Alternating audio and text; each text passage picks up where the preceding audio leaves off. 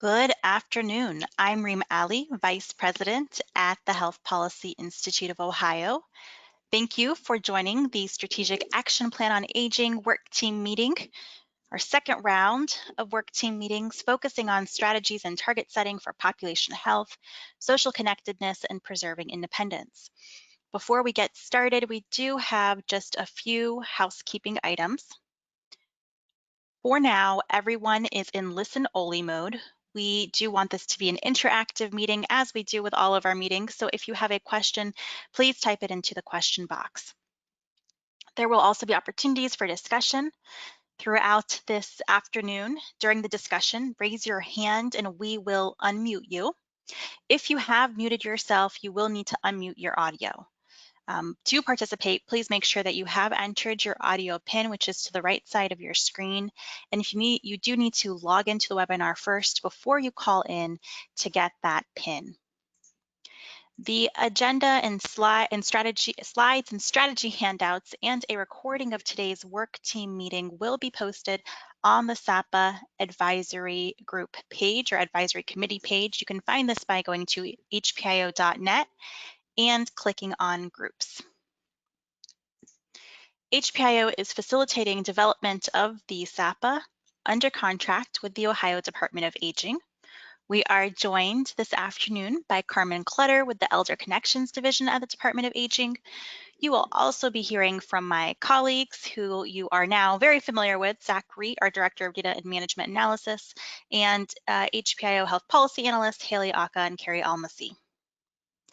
As a reminder, HPIO is a nonprofit, nonpartisan organization whose mission is to provide the information analysis needed to create evidence-informed health policy. Before we move on, I do have a little poll question for all of you. We'll throw that up right now, and we just want to get a sense of how many of you have been able to attend the first round of priority outcome work team meetings. So were you able to attend any of the priority outcome work team meetings in June?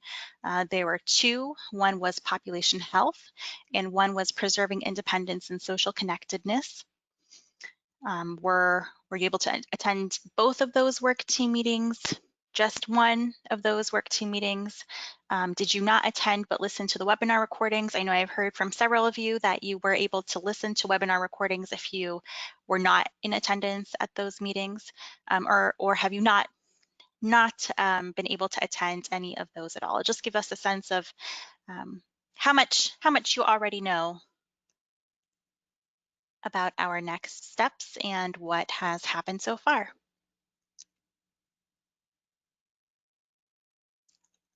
All right, great. So the majority of you have participated in both work team meetings, which is wonderful, and the rest have either participated in the population health or preserving independence and social connectedness work team meeting. And just a few of you have not been able to participate. So we will do some background and context, but this is helpful to know, and so glad that you have been along with us for the journey. All right, here is the agenda for our meeting today. We have a packed agenda. It is a long meeting. We have provided opportunities for stretch breaks throughout this afternoon, so please do take advantage of that. And here are the objectives for today's meeting. By the end of the afternoon, we would like to have guidance on strategies to include in the Sapa to move the needle on the Sapa priority outcomes, as well as some of the considerations we will need to have for target setting. And with that, I will hand it over to Carmen from the Department of Aging to give you more context on the focus of our discussion today. Great, thank you, Reem. I first want to start off by welcoming everyone back to another Sapa work team meeting. While this is our 5th work team meeting together, this is the first meeting that we're really focusing on strategies and target setting. So to jog your memory a little bit, during the last 4 work team meetings, we focused on establishing priority factors and priority health outcomes for the Sapa. These included outcomes for social connectedness, population health, preserving independence, as well as community conditions, health behaviors, and access to care. Most of you were on several of these priority outcome work teams. So thank you again for your time today. We're very happy that you've joined us once again. And while it's only been a few weeks since we were last together, I do want to take just a few moments to revisit the purpose of the Sapa. I think that will really help set the stage for our time together today. So when addressing community conditions, what we're calling our social drivers of health, those social determinants of health, it's really important that the unique needs of our older adults are considered. Efforts to address health inequities across Ohio need to be both intentional and inclusive of our older adult population. So as a network, we have an opportunity to address many of these social drivers of health, including what we're going to work on today, focusing on population health, preserving independence, and social connectedness. The SAPA will build on our current state plan on aging and also align with the state health improvement plan. The SAPA will highlight priority topics and outcomes to really answer the question, what is most urgent to achieve well-being for older Ohioans? The SAPA will include prioritized and very specific action plans that the state and our local partners can use to ensure that all older Ohioans achieve their full health potential. So achieving this vision that Ohio is the best place to age requires a very coordinated approach to implement strategies within the SAPA and the SHIP. On behalf of ODA, we are thrilled for the opportunity to work with the Health Policy Institute of Ohio to facilitate this work. Aside from these work team meetings, a lot of work has already been initiated and even completed. As many of you know, the summary assessment of older Ohioans was published in the beginning of June. And this summary assessment provides a comprehensive picture of the health and well-being of older Ohioans, what is also being used to inform the development of the SAPA. We're hopeful that you've had the opportunity to review the assessment, and perhaps many of you have even begun to use it to inform some of your practices. HPIO has facilitated 2 advisory committee meetings so far, and now we're on to our 5th work team meeting that helps to engage all of us in dialogue about the SAPA, about the priority outcomes, the factors, and the strategies that will allow our older adults to achieve that full health potential. The HPIO team is also connected with many of you and some other aging partners to begin to gather more feedback about the SAPA, and these interviews have presented an opportunity to inquire about priority topics, strategies, our older adult priority populations, evaluation, data collection, and technical assistance. In addition, the HPIO team has begun reviewing ODA's performance management data to prepare recommendations to strengthen the system and help align implementation with the goals and objectives of the SAPA as well. So today we really want to hear from you. Your input, your feedback, your recommendations will provide us with the guidance we need to set targets for SAPA indicators and establish our evidence-informed strategies. So we really encourage and welcome your participation, and we do want to hear your voice today. Help us identify if strategies are missing. What should we consider when target setting? Are these targets achievable? Through the work that you're contributing today, our goal is to identify evidence-informed strategies that will achieve or even better track progress made within our priority outcomes. So again, thank you for joining us today, and without further ado, I will pass it back over to Reem. Thank you, Carmen. You couldn't have given a better overview of what we are planning to do this afternoon. We are very excited to continue working on this project in collaboration with the Department of Aging and with all of you. Many, if not all of you, are members of the overarching advisory committee that we have convened to provide ODA and us with guidance throughout the process of developing the SAPA, and you can see the role of that committee here. There are many partners and sectors represented on this advisory committee, and we have currently 61 different members of the overarching SAPA advisory committee. We have been also incredibly happy to see strong participation on the work teams. As Carmen mentioned, this is the 5th work team meeting in a period of about a month and a half. And so we very much appreciate all of the engagement and participation so far in developing this action plan. You see here that we have 32 members of this priority outcomes work team, and then 34 for the work team that will be meeting next week to discuss priority factors. Of course, there is overlap in that group membership. This is an updated Sapa timeline. We are holding our last round of work team meetings next week and completing key informant interviews throughout August. As Carmen mentioned, we're also working on recommendations to strengthen data collection and evaluation across the aging network, which does include a review of some of the AAA state plans. And we expect now the Sapa to be complete at the end of October. We will be assisting in dissemination of the Sapa and developing technical assistance materials to inform Sapa implementation upon completion of the full Sapa report. And we will be convening the advisory committee one last time prior to completion of the Sapa to get additional input on what those types of materials might look like. As Carmen described, the Sapa will be a prioritized and specific action plan that state and local partners can use to ensure all older Ohioans achieve their full health potential. It will require a coordinated and comprehensive effort focusing on the health and well-being of older Ohioans across sectors and a public and private collaboration focused on answering the question, what are the most urgent priorities that we need to allocate resources to implement strategies around to achieve health and well-being for older Ohioans. It'll be an opportunity to help align current state funding, seek additional funding for the priorities of focus in the Sapa. Over the past few months, we have focused on narrowing down and prioritizing the outcomes that will elevate in the Sapa. These are the sources of information that were drawn upon to identify Sapa priorities. To prioritize outcomes, I'm just going to give a summary of what has happened so far. We've gathered feedback from the work teams, rest of the advisory committee through a couple of different avenues. We started discussing which topics to prioritize in the Sapa at our in-person advisory committee meeting in early March. We did send out a Sapa prioritization survey in May, which collected feedback from the entire advisory committee.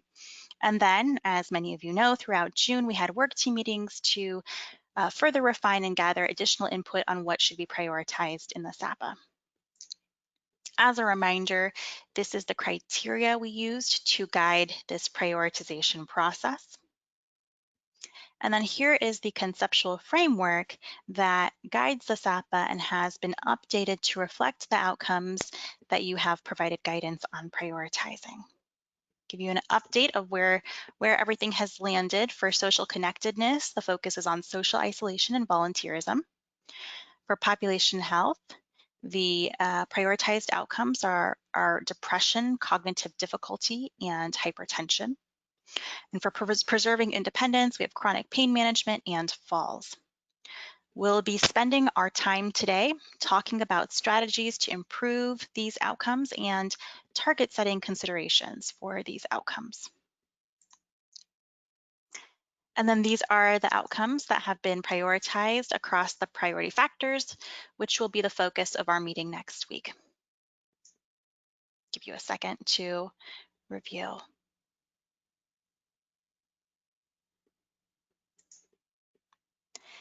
The advisory committee, along with the priority work teams, key informants, have been instrumental in prioritizing the outcomes to focus on in the Sapa. And today we are looking forward to taking the next step and getting your input on setting SMART objectives, which you'll hear more about from Zach in a bit, setting performance targets, identifying priority populations, and identifying the evidence-informed strategies that can lead to improvement on our prioritized outcomes. Before we move on and get into the strategy discussions, I just want to give everybody a chance to ask any questions you might have about past steps or next steps. So I'll pause here and see if there are any questions at all. Please feel free to raise your virtual hand. We're happy to unmute you. I don't see any questions in the question box. Let me just take a look and see if I see any hands raised. I do not at this time. All right, well, with that, I will hand it over to Carrie. Thanks, Reem.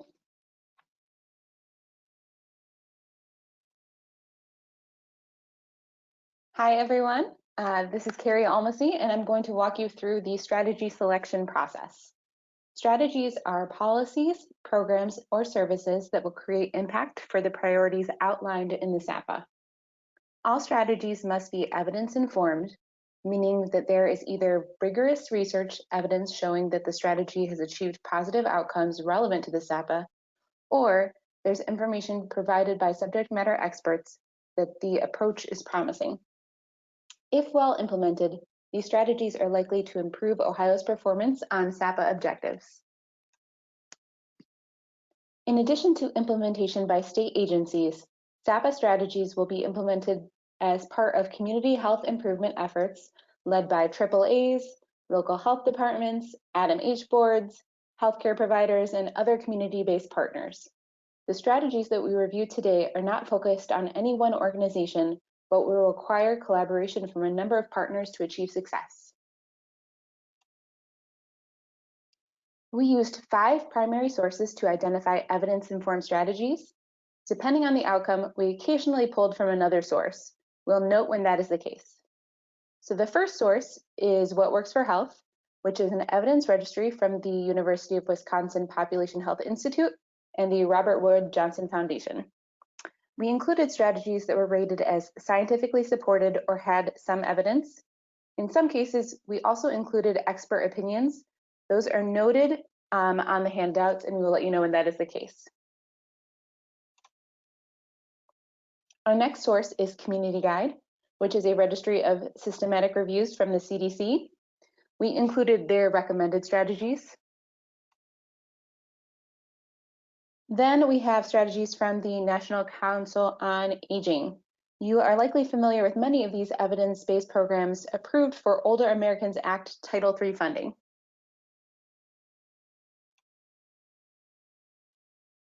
We also included strategies from the Administration for Community Living.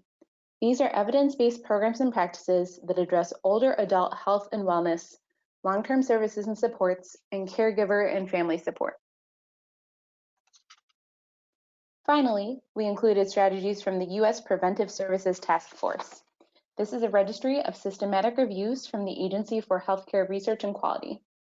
We included strategies that are rated grades A and B, which have high and moderate certainty of benefit. So these are the key considerations that we will use when compiling strategies today. The strongest strategies will have evidence of effectiveness, high potential for impact on SAPA outcomes, including equity, co-benefits, where the strategies may impact multiple SAPA outcomes, opportunity for implementation given the current status in Ohio. In other words, we want to make sure that we're able to make progress on these outcomes. And finally, we're looking for alignment with the 2020-2022 SHIP where possible. Throughout today's discussion, we'll be referring to a series of evidence inventory handouts. You can find the handouts on the GoToWebinar dashboard under the Handouts tab. They are also posted on the SAPA page of our website. The handouts first include a table of the outcomes and indicators for each priority outcome. Next, you'll see a list of evidence sources that we just reviewed. And then finally, you'll find the tables that list the strategies which are grouped by desired outcome. You can see an example on my screen for the cognitive difficulty desired outcome on the population health handout. In the first column, we list the strategy along with a link to the evidence source. In the middle column, we list the name of the evidence source and a list of the outcomes for which the strategy is rated. Note that for strategies from What Works for Health, we bolded the expected beneficial outcomes, and the other potential beneficial outcomes are not bolded. Also, outcomes with an asterisk are other potential beneficial outcomes that are listed in research. The last column on the sheet indicates whether or not the strategy is included in the 2020-2022 SHIP. The final thing you'll notice is that some of the strategy rows are highlighted orange. This means that they were identified as likely to reduce disparities based on review by What Works for Health or as a health equity strategy and community guide.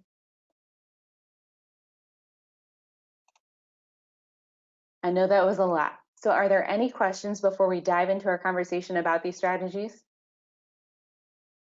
Is everyone able to locate the handouts? Raise your hand if you're having any issues.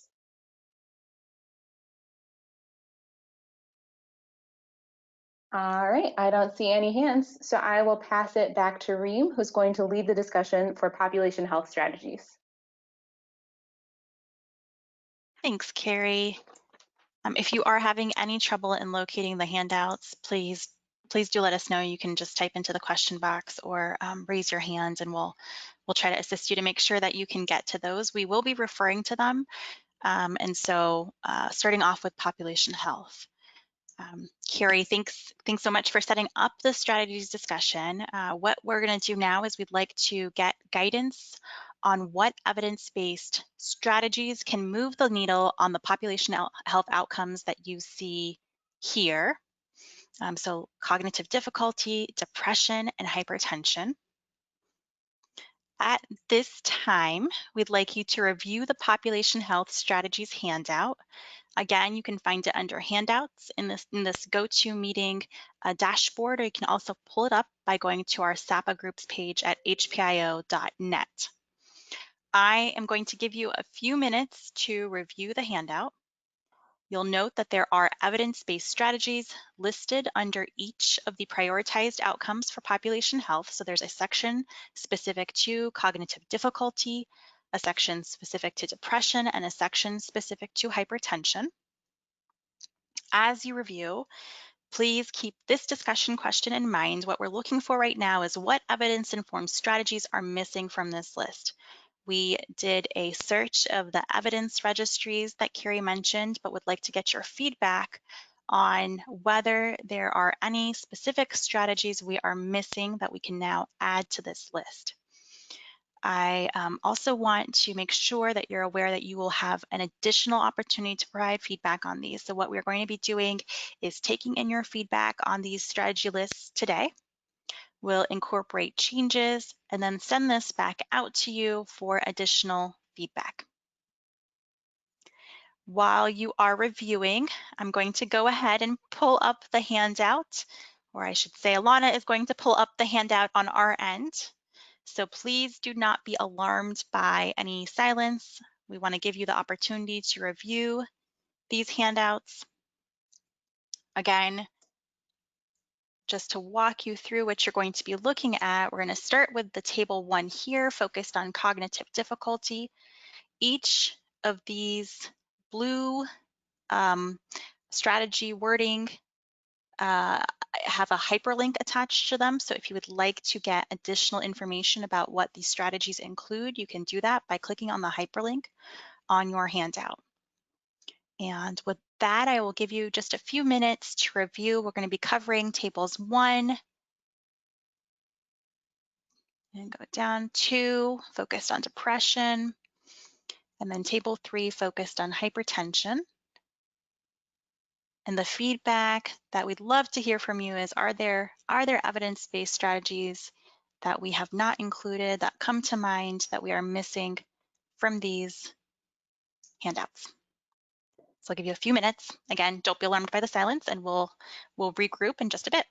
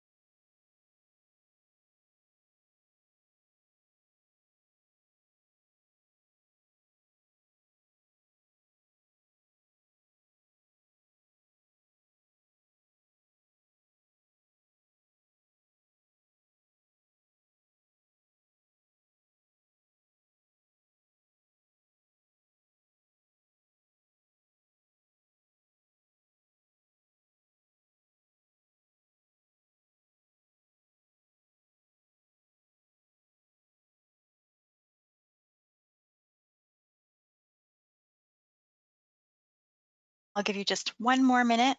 So about 1:29, we'll begin our discussion.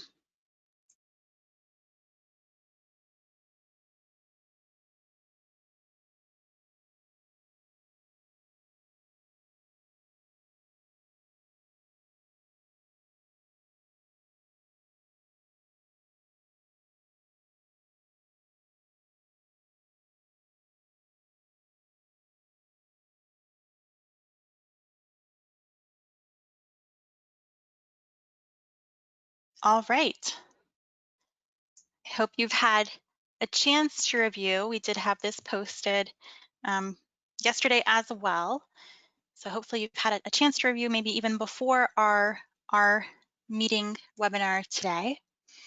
Let's first take a look at Table 1, which is focused on cognitive difficulty. So what you see here, the first set of strategies are specific to, so we've grouped these strategies together to help you navigate them a bit more. But these are physical activity strategies for which there is evidence that they improve an outcome related to cognitive difficulty. So I'll start here, and please raise your hand or type into the question box if you have any additions. And note that these are not all physical activity strategies. These are just those that have evidence for improving challenges related to or managing cognitive difficulty related issues or outcomes.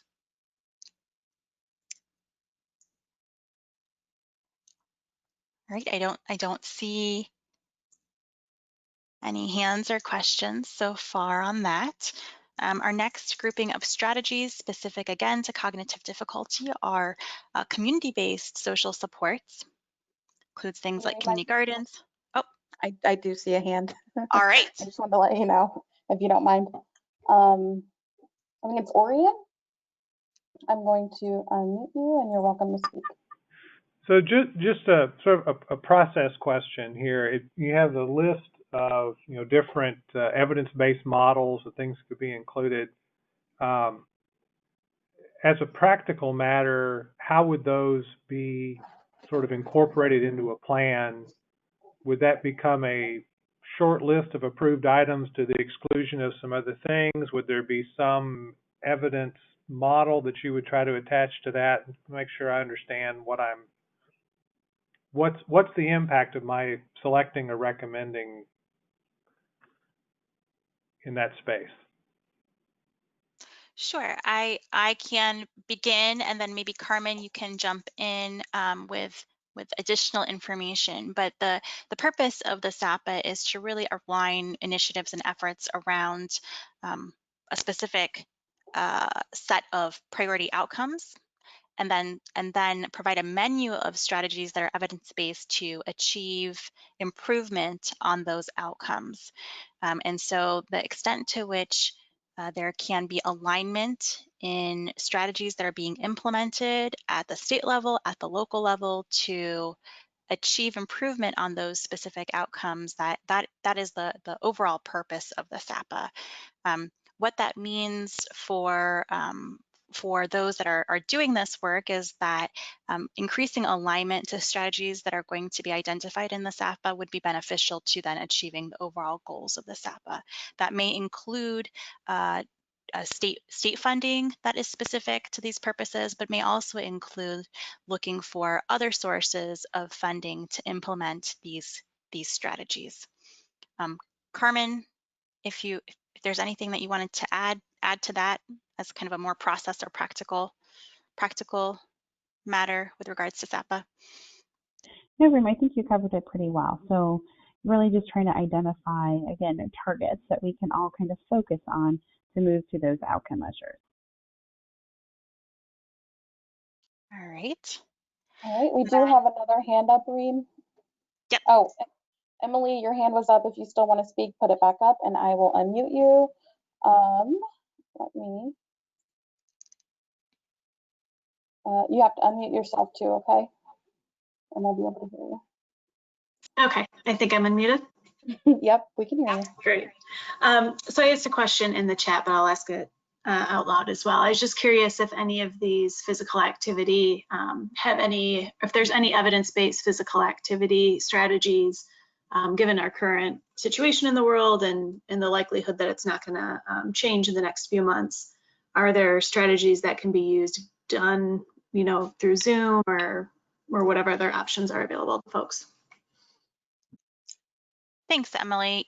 Yes, so there are a number of the physical activity strategies that can be done via videos. So Tai Chi is one of them, and I think that's important for us to highlight.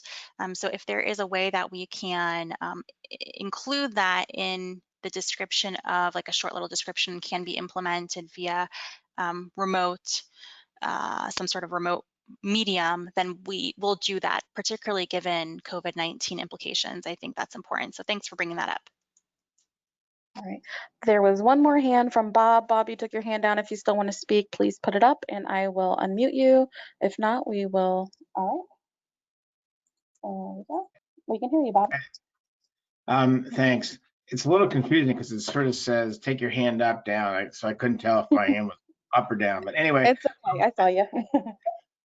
I guess the question I have is, it seems like when you look at these areas, they're really different levels. Like some are sort of very specific strategies, some are very global, and I think it's a little bit, so like increase access to fruits and vegetables, increase mental health, or, I mean, those are very different. And I don't know if we're looking at, sort of broad goals here or tactics or objectives, but it seemed like I would suggest trying to kind of get a sense of what level of suggestions you want us to make, because some of these are really broad, like increase mental health or improve mental health, and some of them are very sort of increase access to fruits and vegetables. They're really different levels. So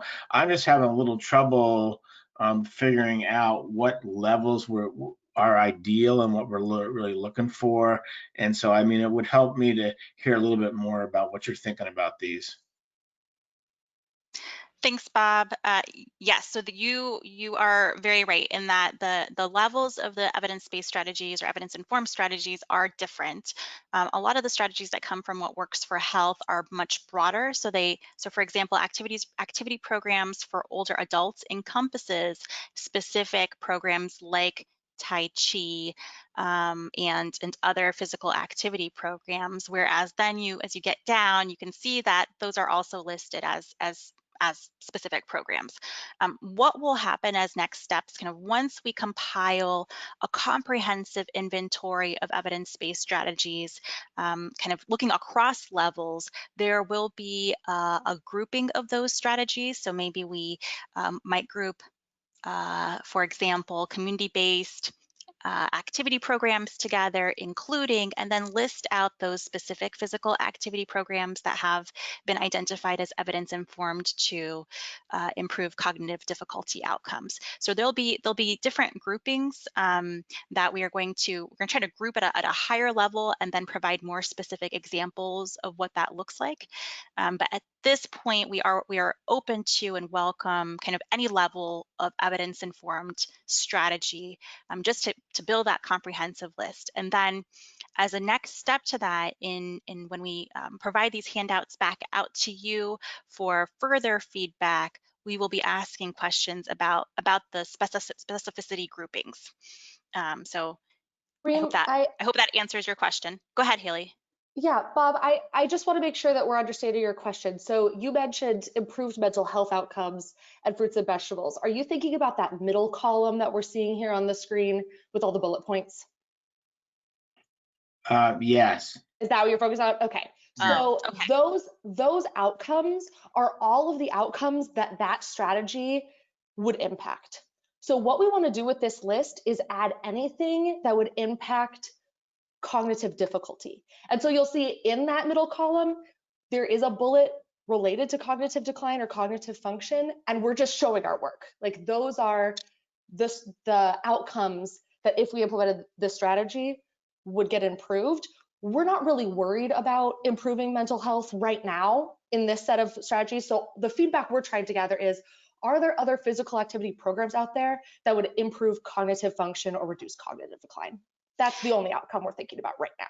Yeah, sorry, Bob, if I misunderstood that. So our focus is on that first column, the first column that has activity programs for older adults, community fitness programs, bingo size. What you see in that middle column are where the evidence says that these strategies can improve outcomes. So it includes outcomes related to cognitive decline, but also includes all of the other outcomes that this strategy has been shown to impact. Got it. Okay, thanks. Sure. All right, other questions, other additions to this, and we can just move down the list. So we have a grouping of community-based social supports, includes community gardens, Experience Corps, which is a volunteer program. We have strategies related to disease management and care coordination.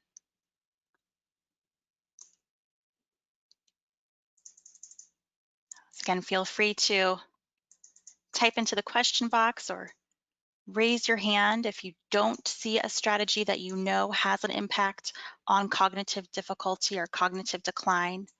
Right, we might have a couple of hands raised. So I saw Wonderful. Amy first. I am going to unmute you. And Amy, if you've muted yourself, please unmute and we'll be able to hear you.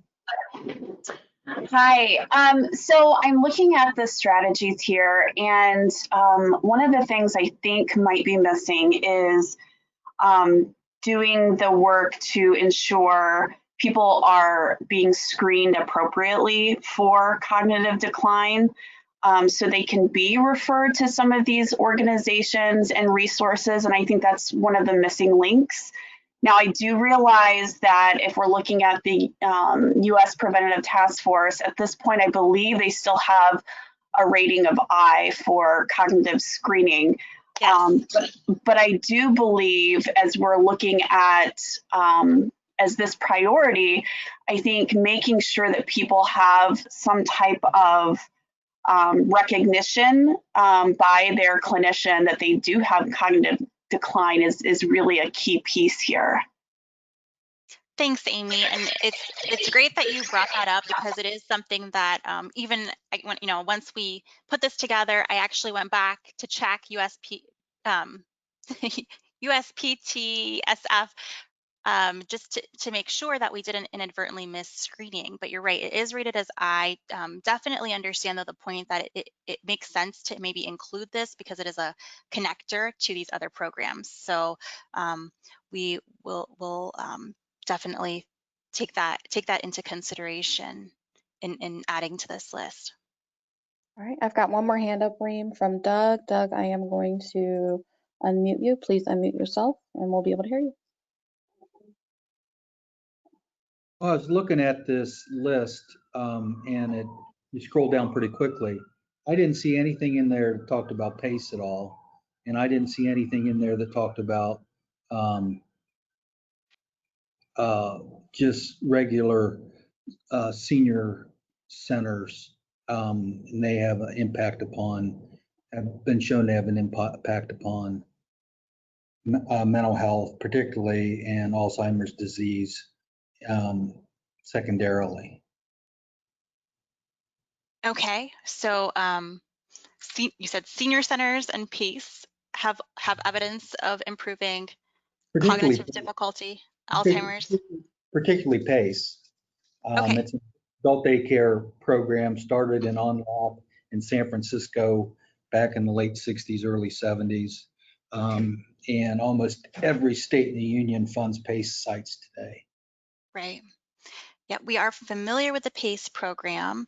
It didn't make it onto this list, but we'll definitely look to adding that, and particularly given the impact it can have on and cognitive decline and Alzheimer's. So thank you for that addition. We'll look both at PACE, and then you also had mentioned senior centers, so we'll take a look at both of those strategies.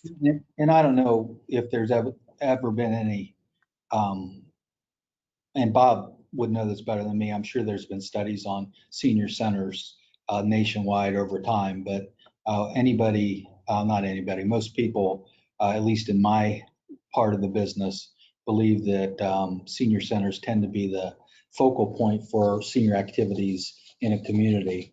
And if that doesn't help mental health and decrease social isolation, I don't know what it does. Right. So that's another good point, is that you might not see it on this list, but I know that community centers, Carrie, let me know if I'm wrong, are included for reducing social isolation. That's right, Reem.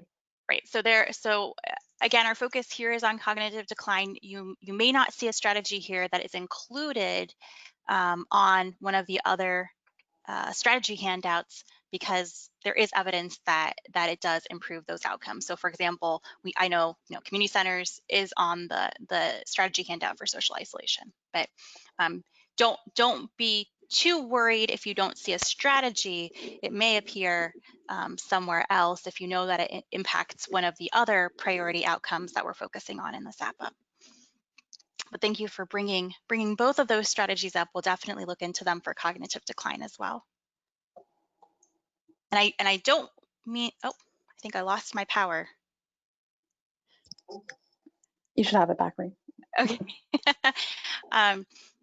I don't mean to go too fast. I'm also hoping that you're able to open these handouts on your computer to take a look at them, but we'll definitely scroll more slowly if you're not able to. So we talked about physical activity, community-based social supports. Here we have several strategies. We have quite a few more strategies under disease management and care coordination. So just pause here. Alana, please interrupt me if you see any questions or hands. No problem.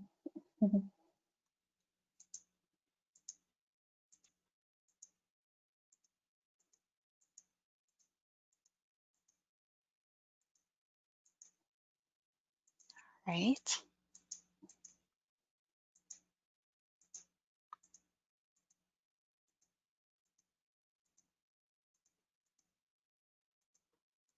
So see quite a few disease management and coordination strategies. All right, well those are the strategies that we have for cognitive difficulty.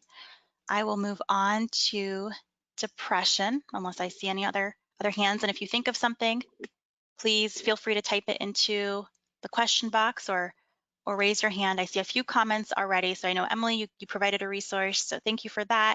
Lark, I see that you've put healthy ideas. Okay, so this is for depression, healthy ideas, identifying depression, empowering activities for seniors. Great.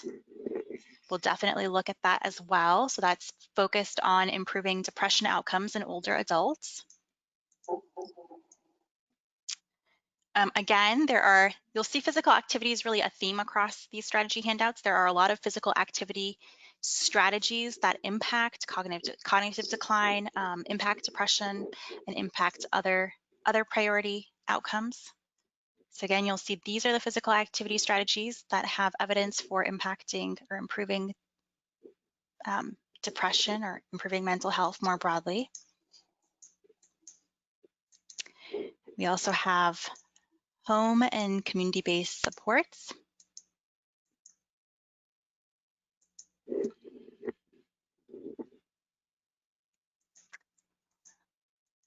A number of strategies specific to mental health care access.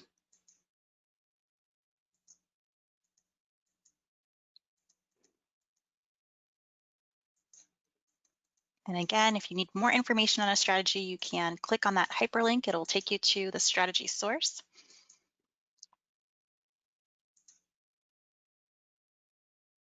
Screening and assessment, you see here that depression did have a higher grade in USPSTF, so screening for depression did have a higher grade, so we did include it here.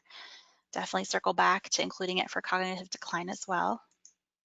Reem, this is Zach. I wanted to interject right there that several work team members, including I think Amy, had recommended the Medicare wellness visits and the initial Welcome to Medicare visit as a potential avenue for getting to some of these screenings.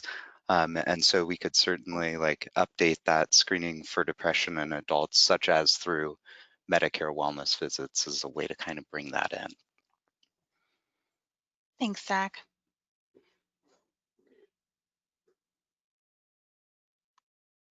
All right, no questions, no hands, Alana? Nope, not at this time. All right, we'll keep going. Moving on through. There are going to be repeat strategies. We call those our super strategies. Co-benefits. Or super strategies that have co-benefits, meaning they impact more than one prioritized outcome in the SAPA. And so, once we get to laying out the SAPA, those strategies are really going to be emphasized and highlighted because they're powerful. They can move the needle on multiple outcomes. So for our purposes, we've listed them maybe multiple places where they're applicable. All right, we do have we're a hand up, Reem. If you great. want to pause for a second, Doug, I will unmute you, and you are welcome to speak. Most of these, not most of them, a good number of them are programs that require funding. Is there going to be some strategy on how we go after extra funding in the legislature for those, some of those highlighted programs? I'll defer to Carmen on that.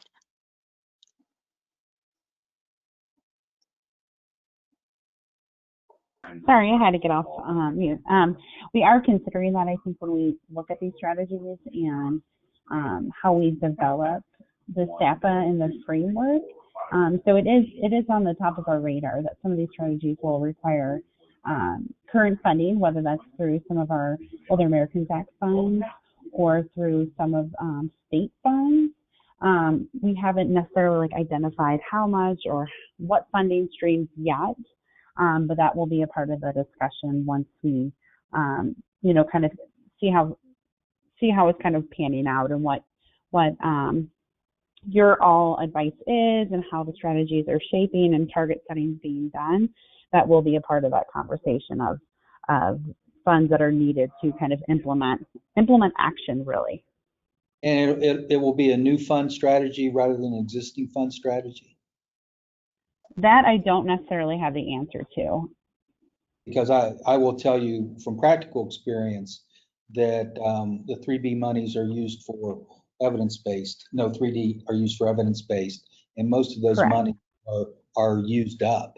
So if we go ahead and do a beggar thy neighbor process, 3D, then we would essentially have to close some of the stuff that's currently going on to do something new. Right, and we do realize that. So we are thinking through that, and we do acknowledge that. So it's something that we still are working on and thinking through. Unfortunately, right now I don't have a concrete answer for that, but no, we are well aware.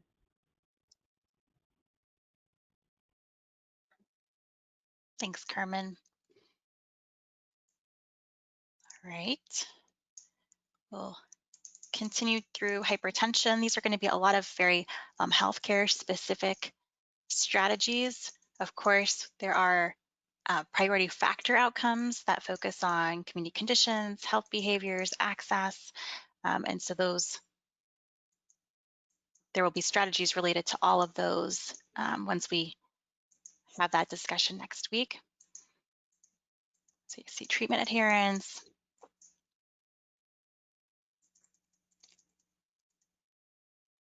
All right, we are at the end of our strategy list for population health.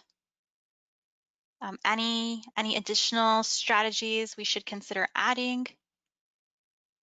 We've got one hand up, Reem, from Bob. Bob, I will go ahead and unmute you. Please unmute yourself if you've muted yourself. Okay, this is not a comment on a specific strategy, and as much as it is a comment on kind of the goal area, in the sense that, I think that for I think you could argue about sort of areas like hypertension versus diabetes versus other areas, and I don't recall exactly how we ended up with hypertension over some of these other areas, but I wonder if, I mean, for a lot of the strategies, for many of these things like Medicare annual wellness visit, it really cuts across hypertension, diabetes, a whole bunch of other conditions. And I just wonder if we haven't gotten too narrow with the focus, because I don't know that it makes sense for to sort of have an extra push of hypertension over diabetes, for example,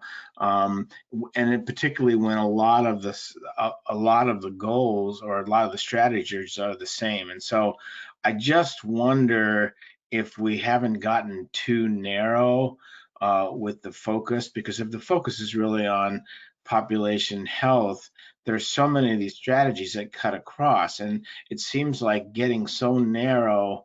It feels like we're sort of, doing a little bit of Cinderella, trying to get our foot in the glass slipper just because we want to, as opposed to, I feel like we're losing a little focus on what's going to end up having an impact on the lives of older people. So that may be an unpopular position, but I just wanted to get it out there.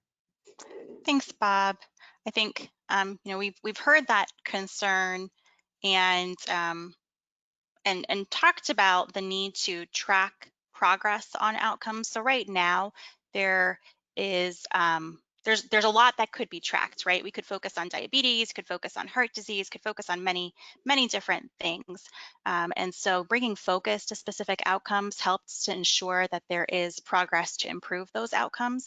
And as we talked about early on, the great thing about this is that the strategies that can be deployed to impact those outcomes, improve those outcomes, also impact many other of the health challenges that older Ohioans face. And so one of the ways that we zeroed in on these outcomes is where can we make the biggest impact? How can improving hypertension, or the strategies that improve hypertension, can they have co-benefits to improving other outcomes? So that's one of the ways that we got to these priority outcomes. Just as a reminder to the rest of the group. All right, and We've got one more hand, Reem. okay, great. Yeah, absolutely. We definitely want to hear from everybody on the call today. So if you haven't already spoken up, please do. If you feel like anything is missing from this, let's go ahead, Alana. All right, it's Rachel, and I've unmuted you, Rachel, so we should be able to hear you. Hi, thank you very much for the opportunity. I think my question might be very similar to Bob's. It looks to me like we're focusing almost exclusively on health outcomes at the individual level, as opposed to looking at many of the social determinants of health that we outlined at the framework level, like housing and poverty, and the interconnected nature of those issues. So when I see the kind of one solution that looks to me like it might cross the gamut of some of those issues, like case management being removed off of this list, it's just a little, so that's one concern and consideration that I would bring. Thanks for the comments. We will have a whole set of strategies focused on the priority factor outcomes. So just as a reminder, those priority factor outcomes include financial stability, include housing cost burden, also include transportation access. So those are not going to be forgotten. They are part of the SAPA, and there will be specific strategies attached to those priority outcomes. There will be indicators attached to those priority outcomes, and progress will be tracked over time.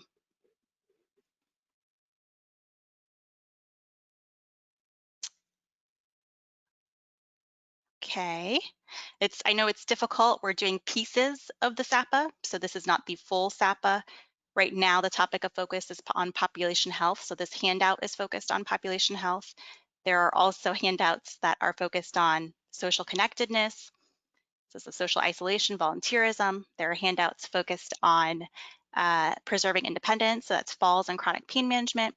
And then next week, there will be handouts focused on community conditions, access to care, and health behaviors. All right, well, let's move into the target setting discussion now. And again, if you haven't already spoken, please do not hesitate to speak up or type in questions from the question box. Just real quickly, another thing that we're doing is compiling additional resources that can provide additional information on implementation of strategies. So you'll see the resources listed here.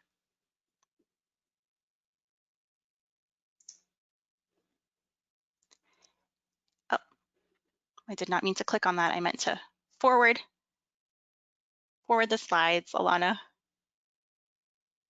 So we just wanted to ask if there's anything missing from this list. And if you, here's the list again. If you think of anything else that can be added to this last list, these are other resources that you can go to provide additional information or context on some of the strategies listed. That would be great. Feel free to add those into the question box. All right, I don't see any hands on that. Okay, let's move on. All right, and with that, I'm going to hand it over to Zach to talk about considerations for target setting. Thank you so much, Reem. And thank you all for your input. My name is Zach, Director of Data Management and Analysis for Health Policy Institute of Ohio. And just to liven this up, I'll let you know that after I'm done, we are going to take a stretch break. So we have that to absolutely look forward to. The next several minutes are going to be focused on the highlighted items here on the slide, the SMART objectives and priority populations. The structure for the Sapa objectives really touches on all the elements of a SMART objective. Now, in regards to priority populations, almost all of the indicators and the outcomes that we've selected reflect the needs of older adults. And that's really the entire focus of the Sapa. But there are specific groups of older adults that consistently experience health disparities or disparities in all outcomes rather. And these groups are going to be highlighted in the Sapa as priority populations.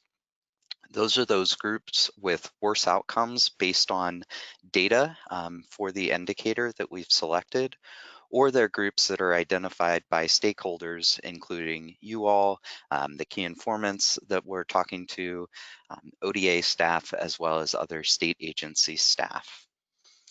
So to identify the priority populations that we're going to look at today, we've identified groups with an outcome that's at least 10% worse than the state overall, but we know the data doesn't hold all the answers, so we are absolutely looking for your input. Here's just a quick reminder that SMART objectives are specific and measurable. They are achievable and realistic, and they're also time-bound.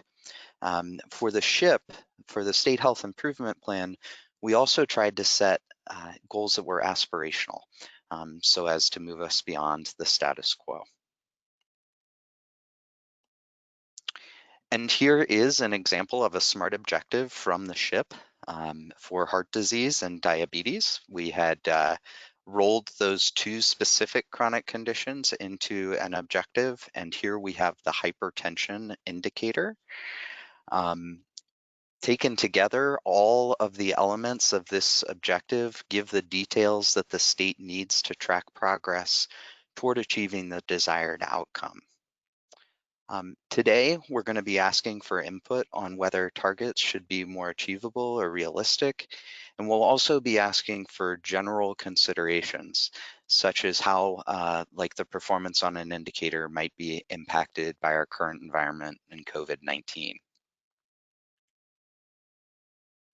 Okay, now just a word on how your work over the next few minutes will contribute to the final targets in the Sapa. Today is going to be your opportunity to provide feedback on targets and on priority populations. As I said earlier, we're also getting input from key informants and state agency staff. HPIO is going to be working with a specific state agency to finalize the indicators and all of the targets and the priority populations that are included in the SAPA. And that state agency is going to be known as a state agency objective lead in the SAPA.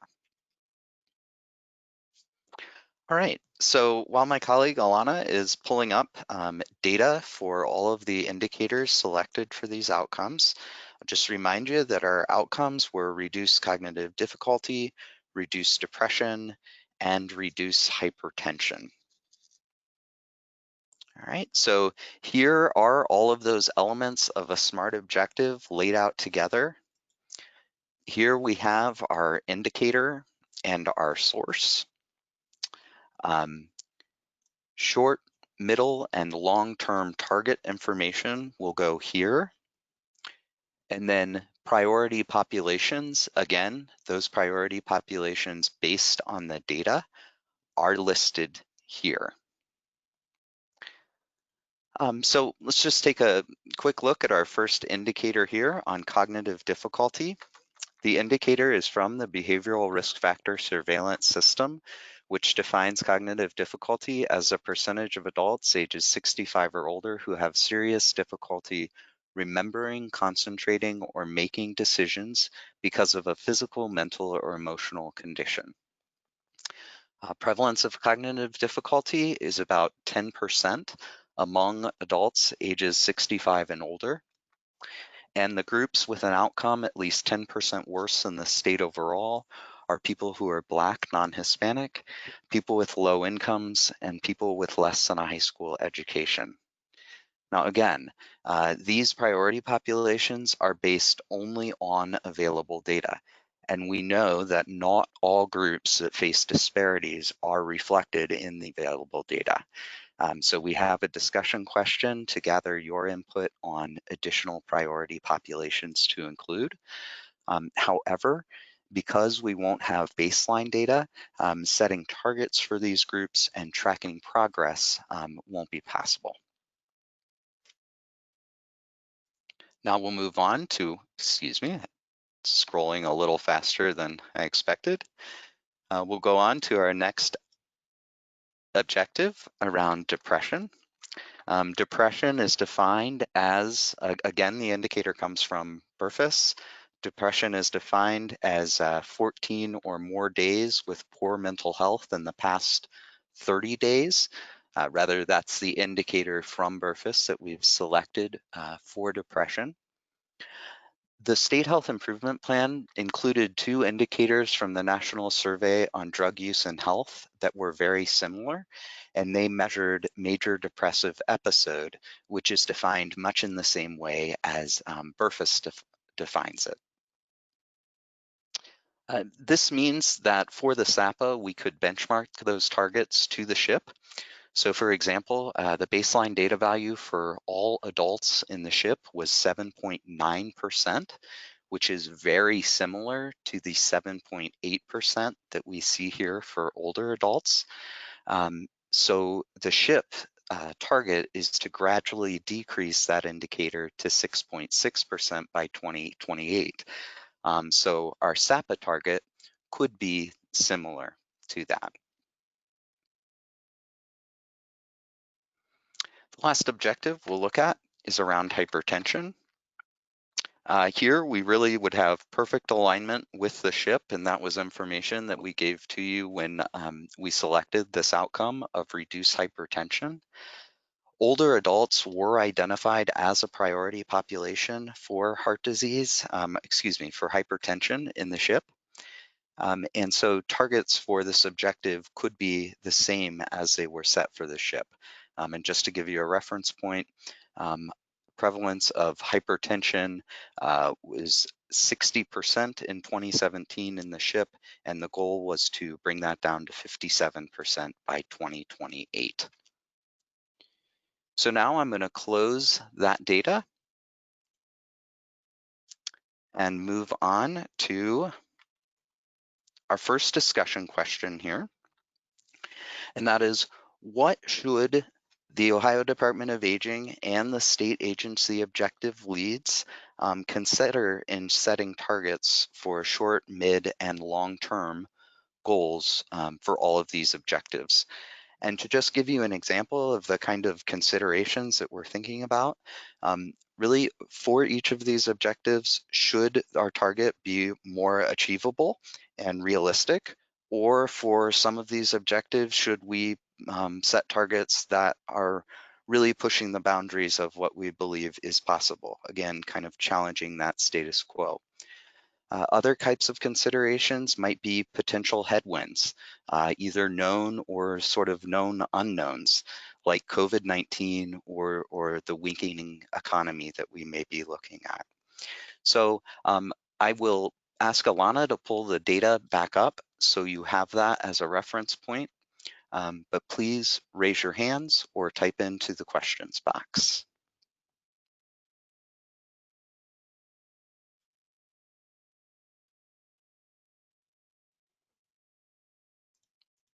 Any considerations, things to keep in mind as state agencies are setting targets? We know that setting targets is extremely difficult work, particularly when we are not the only organization responsible for getting to those outcomes, but also setting a target shows a clear direction of where we want to be headed. So we think there's value in doing this difficult work. Bob, it looks like you've got a hand raised, so we'll go ahead and open the floor to you. Can you go to the hypertension one? The data? Just the words of it is fine. So I think one of the challenges that I see when I look at percent of older adults who ever have been told they have high blood pressure, I think the challenge that you face is that what we really want to know is whether people have controlled high blood pressure. As you see, a lot of people have high blood pressure, but they take blood pressure medicine, and for most people it's controlled. And what we really care about is people who are getting diagnosed, people who are getting the right medication. And so I kind of, again, I feel like we're searching for a measure because we want to get a measure, but I don't think that, to me, this is a really good example of something that's really not going to push it forward, because what we really want to know out of the group of people who have hypertension is who's getting medication, who's monitoring it, how's this impacting. And so I think, to me, a general question like that is just too broad, and I don't see, I'm not very optimistic that you could impact that, but you could certainly impact people who are taking medication, et cetera. So, and I think there's a number of those where I feel like that's a concern. Yeah. Thank you for the comment. Yeah, I hear the concern. And one of the outcomes that was considered by the work team was in improving, I believe it was blood pressure medication adherence. So we did kind of explore some of those other outcomes and really landed here. But again, thank you for your input. Others have any comments about general considerations for these targets? I see a hand up from Lark. Lark, I'm going to unmute you, and if you unmute yourself, we'll be able to hear you. Okay.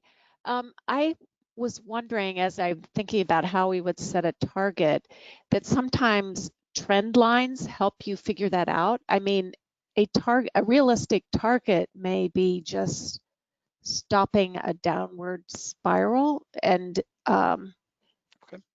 I don't know if that's something that would be beneficial, but as I was thinking about this, it just seemed like that would be something that would be helpful. Okay. Unfortunately, I do not have that prepared for today to like show you, pull up and show you. But I think we can absolutely record in the notes and pass along to those state agency objectives that we should absolutely consider trend as we're setting these targets. I think you. that is a very great suggestion. I know for the state health improvement plan, some state agencies did look at the trend data in setting targets. So definitely something that we will want to emphasize as well for setting SAPA targets.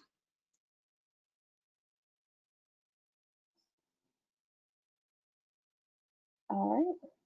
I see a hand from Doug. So Doug, I'm going to unmute you. Please unmute yourself so we can hear you. I'm surprised that the state health improvement plan hasn't set benchmarks for most of this stuff. And if they have set benchmarks, why would we want to go through that again? It's a great point. Some of these indicators were included in the SHIP. As I mentioned, there was very, very close alignment to the indicator on depression, and there was perfect alignment for the indicator for hypertension. And so we absolutely could align to those. And that is input that we will give to those state agencies that are selecting those targets. But wouldn't that extend to minority populations as well and low-income populations? So the indicators in the SHIP were referred to all adults, not specifically to older adults. So there is additional analysis to kind of break that data down for the older adult group and identify them. Am I answering your question? Yeah, that's yes. Okay. Just to clarify, Zach, just to make sure that everybody's on the same page, the State Health Improvement Plan is a plan to improve the health of all Ohioans. Sometimes older Ohioans were included as a priority population in the State Health Improvement Plan. However, the overall indicators and SMART objectives were geared towards a broader group of Ohioans, so usually all adult Ohioans. The SAPA is unique in that the focus is specifically on older Ohioans, and even when we're talking about priority populations, the priority populations are specific to older Ohioans. So we're talking about Black, non-Hispanic, older Ohioans, or people with annual incomes below $35,000 that are ages 65 and older. Yeah, I understand all that. I used to teach this stuff. But the disparate data isn't limited to one state over another. You have trends in all of the census data. So I was just a little curious as to why we wouldn't be looking at some of that to at least better inform the people in this group as to what those numbers should look like.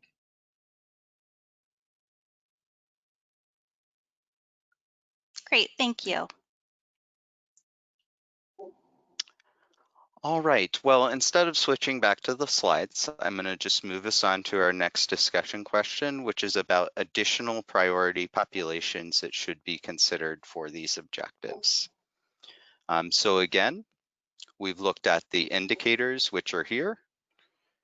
We've gone to the data source and used our publicly available tools to stratify by the factors that we showed you in the last work team meeting. And then pulled those groups with an outcome at least 10% worse than the state overall. So any additional priority populations for cognitive difficulty,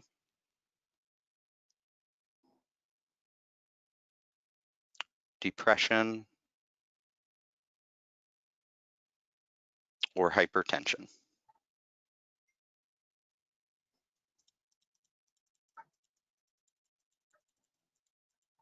Alana, I'm going to go ahead and let you manage the hands there because I'm not sure whose was up and whose wasn't. All right, I just was trying not to interrupt you. No, please do. All right, so Orion, I think your hand was up first, so I'm going to go ahead and open your line. Be sure to unmute yourself so we can hear you. And then Lark, we'll get to you next. So just in thinking about the measurements of these items in terms of whether we're talking about hypertension or these other categories, is that one possible way to look at this that would maybe be meaningful is to look at the disparity between the vulnerable population of older adults compared to the population overall. So for example, there's a lot of the conditions and even amongst the dementia and depression and some of those scores, the numbers are worse with the more vulnerable populations, the low income, minority groups, LGBTQ.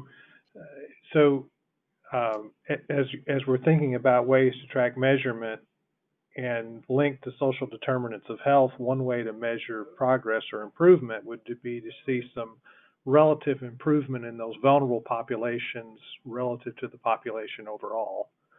Yes. As a component of that, and that is definitely within the spirit of the Older Americans Act and the targeting of vulnerable populations. So that that would certainly be consistent with what area agencies try to do, I think, in terms of their effectiveness in the community and identifying community priorities, since they have to make do with limited resources like all of us do. Absolutely. And then I apologize. Go ahead. And then specific to the behavioral health kind of question, since we just moved to those, that if there's a connection with access to things like mental health first aid as a measure related to particularly addressing depression and anxiety disorders, because those tend to be higher amongst the senior population, and also happens to be in an area where access to behavioral health support can be limited. I know in having explored this in Indiana, we used that as a measure with availability of mental health first aid or other similar triage and identification system would be in place as a measure of effectiveness. Thank you. Thank you. So I think it took a few things. We can look at mental health first aid as a strategy. In terms of your comment about the disparities between vulnerable groups and the population overall, one thing I did not mention about the SHIP is that all of the SHIP's targets, long-term targets, were universal. And what that means is that the target for all priority populations was the same as the target for the state overall. And what that does is effectively show the elimination of the disparities over time. So we toyed around with displaying disparity ratios as another way to do that, but absolutely tuned into this importance of highlighting that we don't just want to see these disparities persist, but that we're working toward elimination. Thank you. Back, we've got 2 more hands raised, so I am going to unmute Lark, and Lark, you are welcome to speak, and then Sally will get to you next. A couple of things. One is I'm kind of thinking of our current situation with the pandemic and what we're seeing really from self-reports, or not self-reports, but relatives and caregivers reporting that those that are in institutions are particularly vulnerable to this, to the problems around depression that come from isolation. And so I don't know if there's a way to footnote that in with regard to COVID, or even if that's something that you would do in this exercise. And I apologize, I feel like I'm not being very helpful to where you guys are trying to get to, because I'm finding myself having more questions than I am, suggestions for concrete responses. And then I was curious about, as you figure out the priority populations, and you say based on data, so for instance, under hypertension, you just have the Black non-Hispanic, And Yes. is that because there wasn't data to support other there just wasn't study of other, for instance, the incomes below 25,000 or, less than high school, or was it that they were not, it doesn't show up there? Because my experience is it seems like it would follow that. It was the latter. What we did is we looked at all of these indicators from Burfus with by race, income, sex, and education. And for all of those groups as identified by the data source, right? So they did the groupings of the income, they did the groupings of the race. We identified those groups with an outcome 10% or more worse. Does that answer the question? Yes, so it wasn't that the data wasn't available, it was that was actually the only population that was identified under hypertension. Yes, I elected not to show all my work on here, just because it would have been a whole lot of crossed out rows. Yeah, but thank you. Mm-hmm. Thank you, guys. All right, Sarah, I see that you have your hand up, so I have unmuted you, but please unmute yourself so that we can hear you. Or Sally, I'm so sorry, Sally. That's okay. Can you hear me okay? Yes. Okay, good. Lark, I thought that the point that Lark brought up about individuals in long-term care was a great point. So thank you for mentioning that. The other two of the populations, and I think that Orion mentioned this earlier, was looking at females. I noticed you had it, I think, in the mental health category. Women also are at higher risk for developing cognitive difficulties too, so that might be something to take a look at. And then I also know that the LGBTQ might be another population to look at. And I was having an issue with because I was on my phone for a little bit, but earlier, I think Bob's point about, cutting across these three areas and looking at similarities like the Medicare wellness checks and things are really, really good point. One of the things that just having been involved in implementing several of these evidence-based programs throughout the years is there's a lot of variation in regards to capacity that organizations have and able to deliver them. So I think if we can look at similarities as well as someone else made the point about, related to funding, making sure that we have a broad array that can reach different communities and different organizations, both at the local, regional, and state level, I think is going to be critical because a lot of the evidence-based programs, the capacity that is involved really can vary from program to program, and it's not always real clear at a real high level what that's going to entail. So. Great. Thank you. I just want to make sure our person taking notes got all of that accurately. For the LGBT population, was that reference to depression, cognitive difficulty, or both? I think it's both. I would say both, yes. I'm not sure about hypertension. I'm sorry, I don't know that. So. Right. Yeah, and stratifying that data by sexual orientation and gender identity is not available through the publicly available tool. So we can absolutely follow up with ODH to pull that data. And also to Sally and to others, if you have research about specific populations and sort of how these issues impact those populations, please do send that along. So at this point, we are going to turn this over to a stretch break, I believe.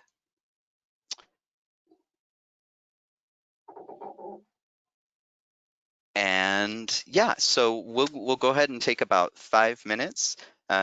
Please go ahead and stand up, get some water, use the restroom, and we will be back here at about 2:32. Thanks very much.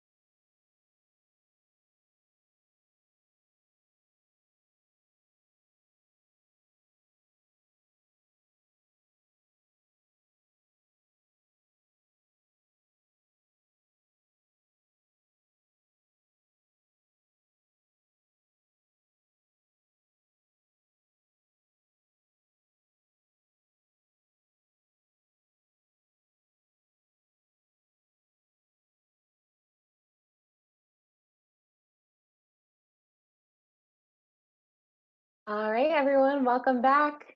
I hope that you all had an opportunity to step away and stretch for a moment and are coming back renewed and refreshed to dive back into our strategy setting conversation.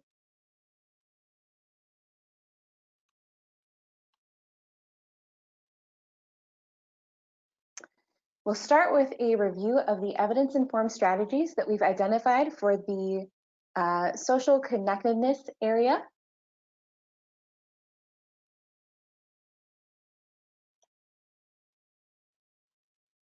The priorities that we selected for social connectedness in our last work team meeting are social isolation and volunteerism. We're going to walk through the strategies listed on the social connectedness handout. And as we go through these strategies, this is the key question we're going to keep in mind. What evidence-informed strategies are we missing?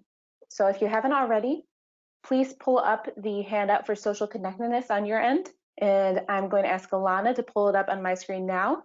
And we will give you a few moments to review before we dive in.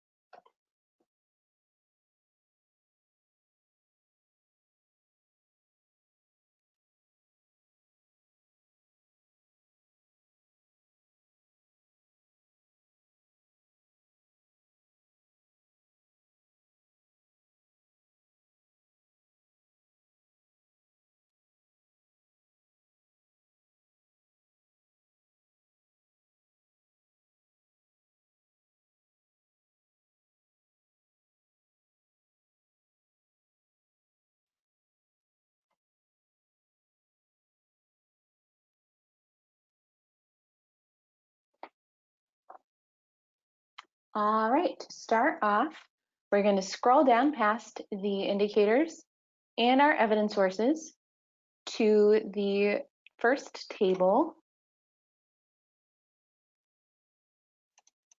which lists the strategies for social isolation. Went a little too far there.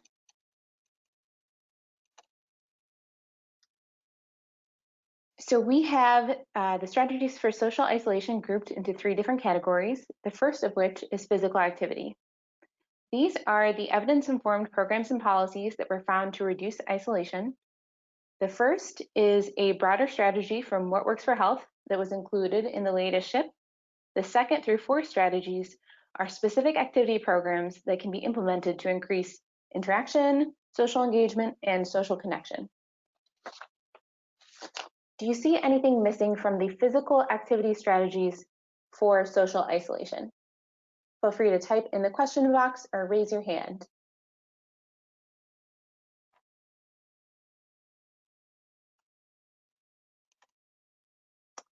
I don't see anything, so we will keep moving on to community-based social supports.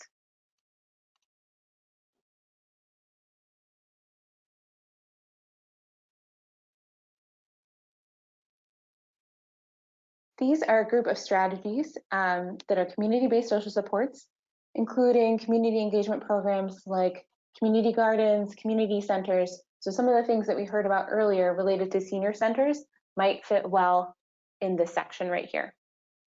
I see we have a comment from Amy. Yes, we will let you know, Amy, and everyone where to send additional feedback after the meeting. We will send you a whole email with instructions on how to do that moving forward. Thank you so much for reminding us, because I know that providing all of that on the fly without having had a ton of opportunity to review these is difficult. That's why we wanted to give you the opportunity to do that virtually now, and then again in email after our meeting today. Great question. Rachel asked if the senior core programs were included, and you will see in just a moment when we get down to volunteerism, we'll talk about those programs, Rachel. We had a question from Lark. around livability communities and age-friendly communities that encourage walking and social engagement and physical design. Yes, super important. And I believe that some of that might be included in one of the other areas, and it is not here. So we will have to look into bringing that into the social isolation portion of the strategy. So thanks for that feedback, Lark. And then finally, in social isolation, we have a couple of strategies around disease prevention and management. So these include WRAP, which is a group intervention focused on recovery from chronic disease, and lifestyle redesign, which is a group occupational therapy intervention. Are we missing anything on the disease prevention and management side for social isolation?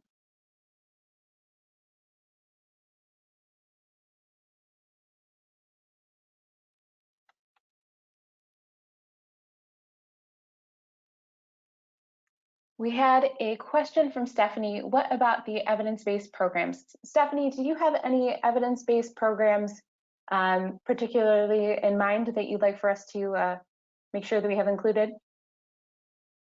Feel free to raise your hand if it's easier to talk to us that way.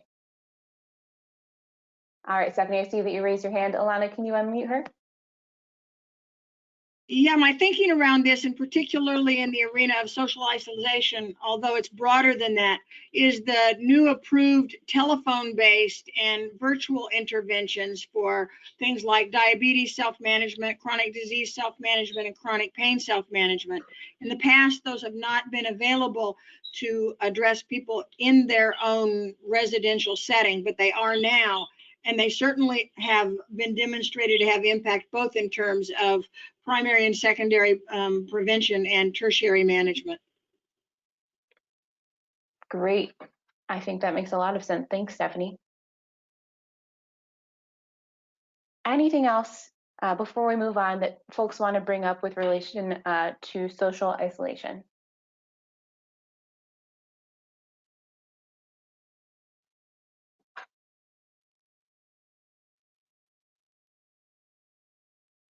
All right, we're going to go ahead, and I see Stephanie raised her hand again. Stephanie, did you have something else to add?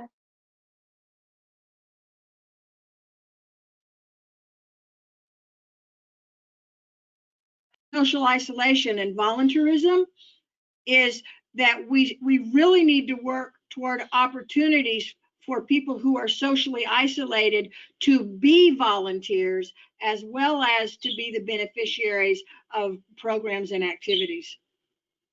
That is a great point and something that we would love to get your feedback on. So let's move on down to the volunteerism section. So volunteerism was one that was a lot trickier than some of the other areas that we're talking about today. So there were far fewer strategies for volunteerism in the sources that we searched, and we'll especially need your assistance in this area because we're looking for strategies to help us increase volunteerism and increase participation in volunteerism. Finding those types of evidence-informed strategies has been difficult. So any sort of evidence-informed strategies to increase volunteerism that you can think of would be wonderful. We did find two strategies in the sources that we reviewed. Social media was actually found to increase civic participation, including volunteerism. And likewise, intergenerational communities were found to increase civic participation and volunteerism. But also, because we had a lack of strong strategies in this area, below the table you see we included a list of resources and programs. They include volunteer programs such as volunteer opportunity databases, national volunteer programs, and programs for older Ohioans to engage in volunteer activities. So we would love to know if you have any other strategies that can be implemented to make progress and improve volunteerism, or other resources and programs for older Ohioans that we should include here.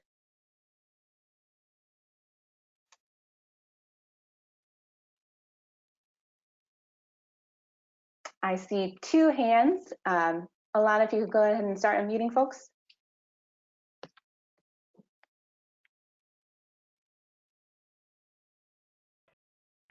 Orion, you should be unmuted.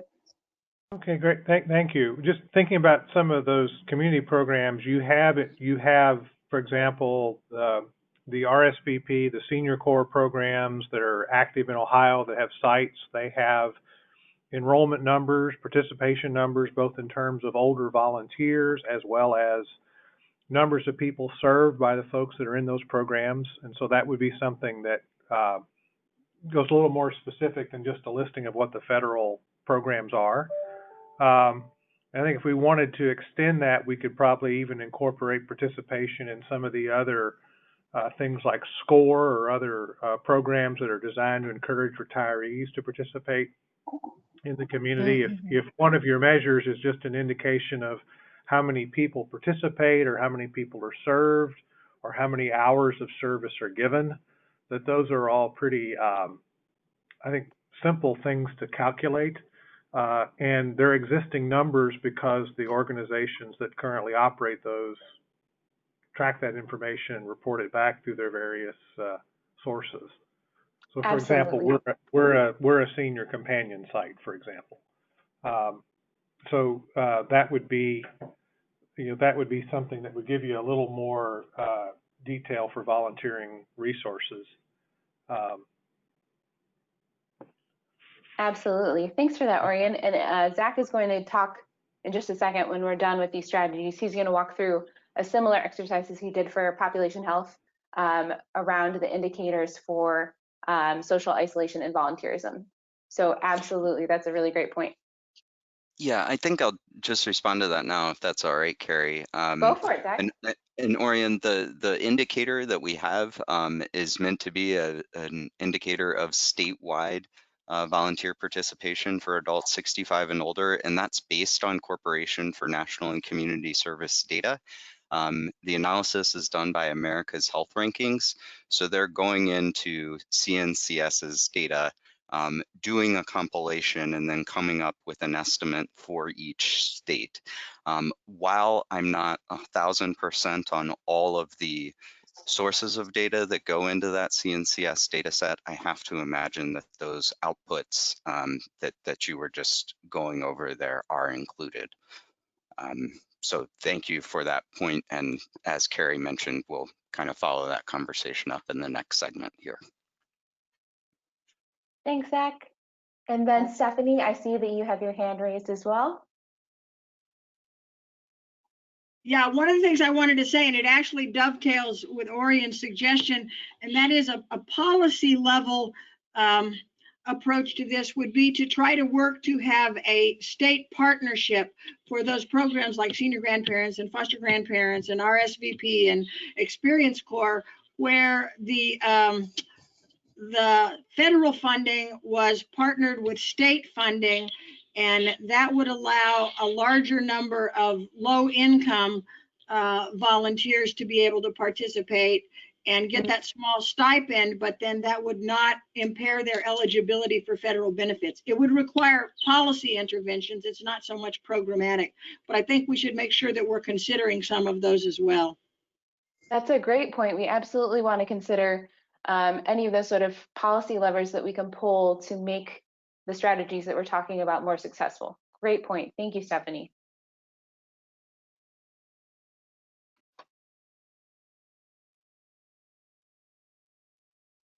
All right.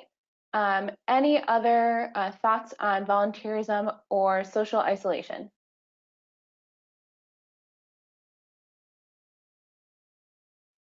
I see that we might be having some issues with folks raising their hands. So feel free, if we're not being able to see your hand, feel free to put anything in the question box, and we'll make sure that we are able to get your hand raised so you can talk. We got another comment about Ohio Senior Medicare Patrol, which is a program that offers statewide volunteer opportunities for seniors. Wonderful. Thank you so much.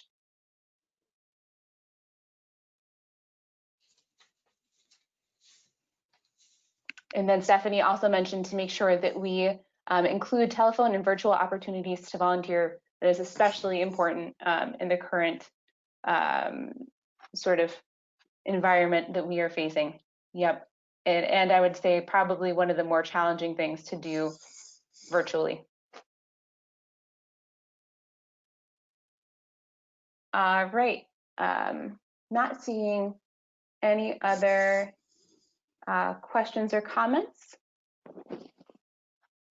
I am going to really quickly scroll right back up underneath social isolation. So you see how underneath volunteerism we had included the resources and state plans that we were able to locate related to volunteerism. Underneath, we'd like to create a similar listing for state plans and other resources related to social isolation. Is anyone aware of any state plans or resources for social isolation that we should include? Again, this is something that you might not know off the top of your head, and you're more than welcome to send these our way at a later date.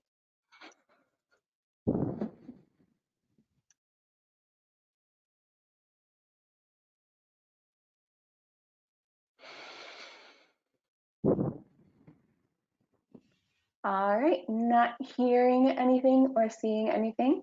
I am going to give you one last opportunity to provide any feedback or conversation around social isolation or volunteerism, and then pass it right back on over to Zach to walk us through target setting.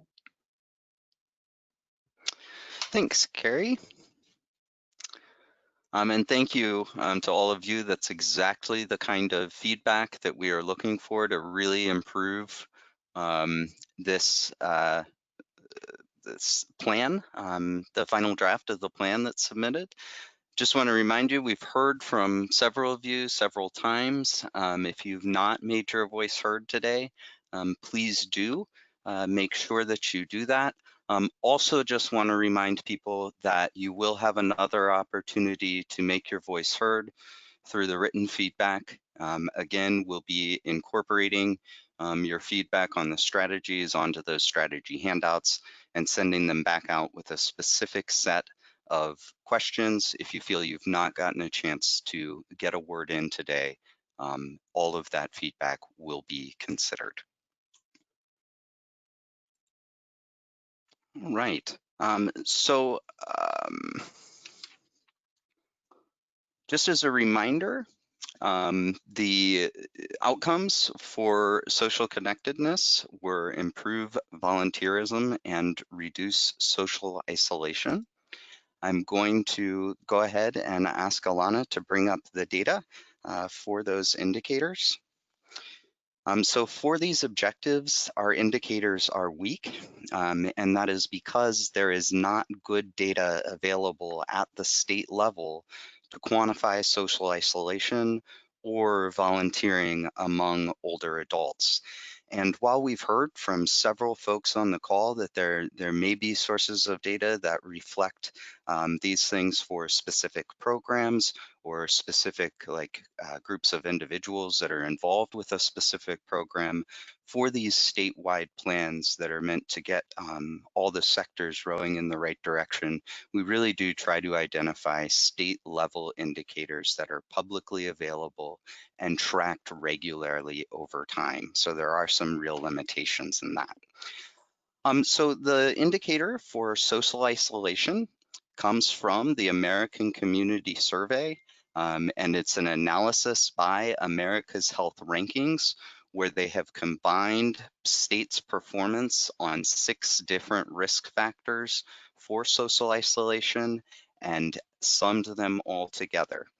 Ohio ranked number 33 out of 50 states, or in the 63rd percentile on this measure.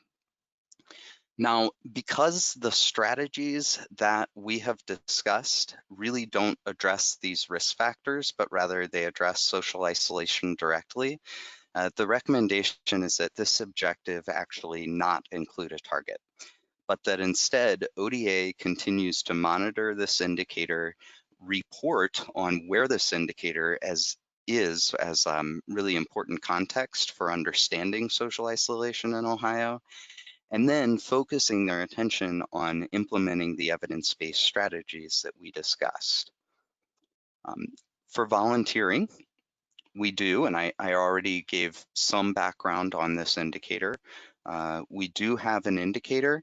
There is some concerns about the availability of this data going forward, but sort of given the requirements that we have for these indicators, this is the best that we were able to identify. According to AHR's analysis, about 30% or 30.3% of adults over 65 volunteered in 2017.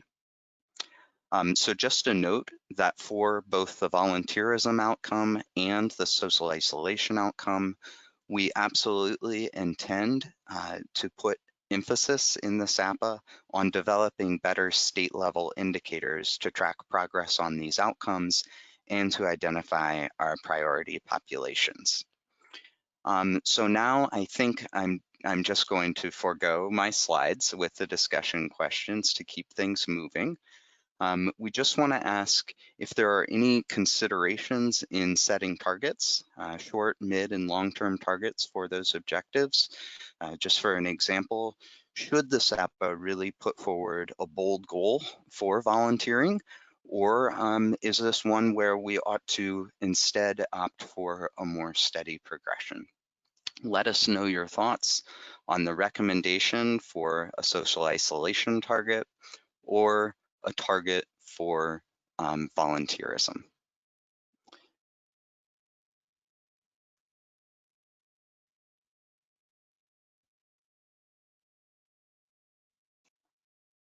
Zach, I don't know if you see Lark's comment in the question box, which is, I think, an important consideration that the pandemic will depress volunteerism for older adults. Yes, thank you very much, Lark and Reem, for pointing that out. So again, we're going to be taking all of this feedback, writing it up for the Department of Aging and the state agency that's going to be setting these goals. And so they'll take all of your words into consideration. We've had somebody offer to dig up some resources and send over in the next few days. Again, we're going to be sending out an email as a follow-up to this meeting. You can respond to that email with all of those resources, and we are so grateful for that work. We have an, oh, sorry. Oh, go ahead, Zach. I was going to say that we have a few more comments in the question box. Yep. Lark again saying pandemic will also increase social isolation. No target suggested. Dimity also, I strongly advocate for keeping social isolation and volunteerism in the SAPA. Thank you. In light of COVID, I think an aggressive social isolation goal is important. Thank you, Rachel. Got it.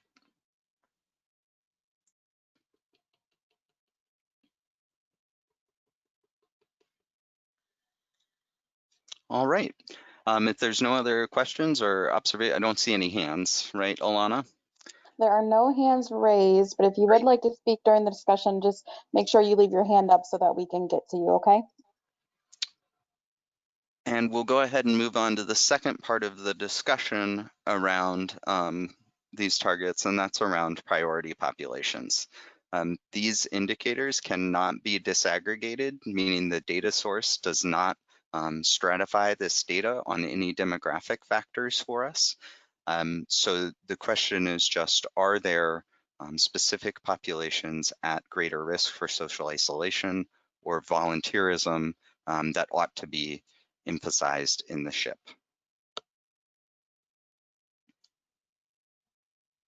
We had some discussion during our last work team meeting that living alone and social isolation are not synonymous.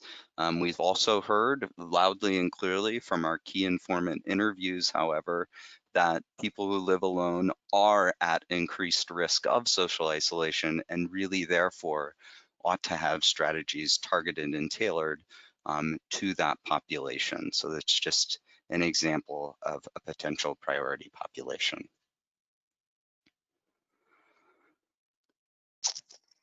All right, well, I'm not seeing any hands come up or comments about priority populations in the questions box. We do have a lot of support for keeping these outcomes in the SAPA. So we hear that. Thank you. And I think at this point, I'll go ahead and move us forward.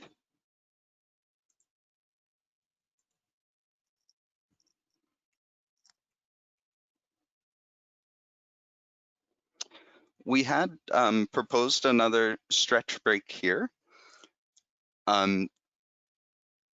Considering that we've moved through the information a little quicker than I think we expected to, though, I'm going to keep us moving at this point, and ask my colleague Haley to pick up at this point, as long as my colleagues are okay with that decision, to discuss strategies around preserving independence. Yes, I think that that makes sense, Zach. If you would like to get up and stretch while you're listening to Haley, or while you're pulling up the Preserving Independence handout, we do encourage you to do that. We know it's important to really, and I'm stretching as we speak, to get up and move around a little bit, especially if we've been sitting down for a while. So encourage you to do that. Absolutely. Thank you both. And I'm going to do the same. I'm going to stand while I present this to you. It would be a good thing for us all to do. So we're going to keep it going and finish up with our last priority outcome, and this is preserving independence. We're going to start again by discussing those evidence-informed strategies like we have been. And in this area, our priorities are chronic pain management and falls. And I think early in the webinar there, and during our poll question, we have some folks that are new to this process. And so I'll just reemphasize again that these priority outcomes were arrived at through our last work team meeting process. And so all of the stakeholders that have been involved up to this point were instrumental in arriving at this list of priority outcomes. And so what we've arrived at for preserving independence are chronic pain management and falls.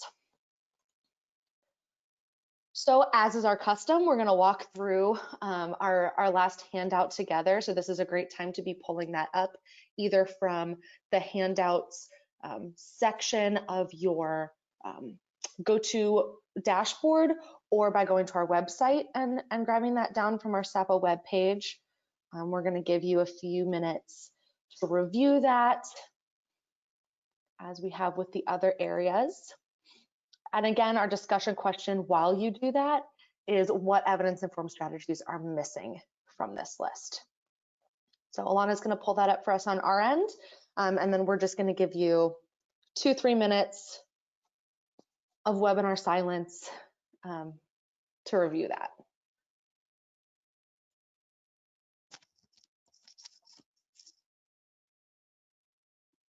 Haley, this is Carmen with ODA. Do you mind if I add just something real quick? Absolutely, Carmen.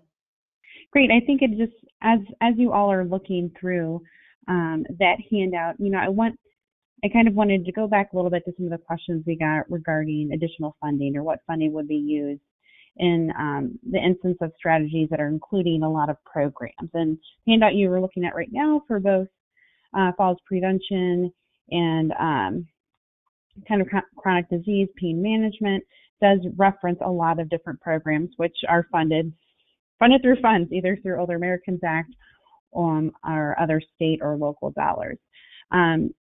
So with a lot of the funds that you all may be receiving from ODA, or as a provider you're receiving from a AAA perhaps, there is still that flexibility for funds to be used to meet the needs of the consumers within your region. We're not necessarily saying that if there's programs that aren't included as a strategy or as a target, that those funds are not able to be delivered. We're still providing flexibility with those agencies, organizations that receive state level or federal funding through ODA to deliver programs that really meet the needs of the consumers within their planning and service area. We really hope that organizations in our aging network will align with the strategies that are included in the Sapa. And just keep in mind, the Sapa's intent is to provide a roadmap of actionable strategies for organizations, local agencies to really support. We expect that the AG network is able to use the SAPA as a platform to unite policy and perhaps even leverage additional funding that we don't yet have. So, there's a whole funding discussion that is happening alongside the development of this, and we have not lost sight of that. So I just wanted to put that out there. Keep that in mind as you process through this third handout. Thank you so much, Carmen. We really appreciate that. All right, I'm going to give you all 2 more minutes to be looking at this because I'm sure you were listening to Carmen just now. And so at 3:05, we'll start diving in.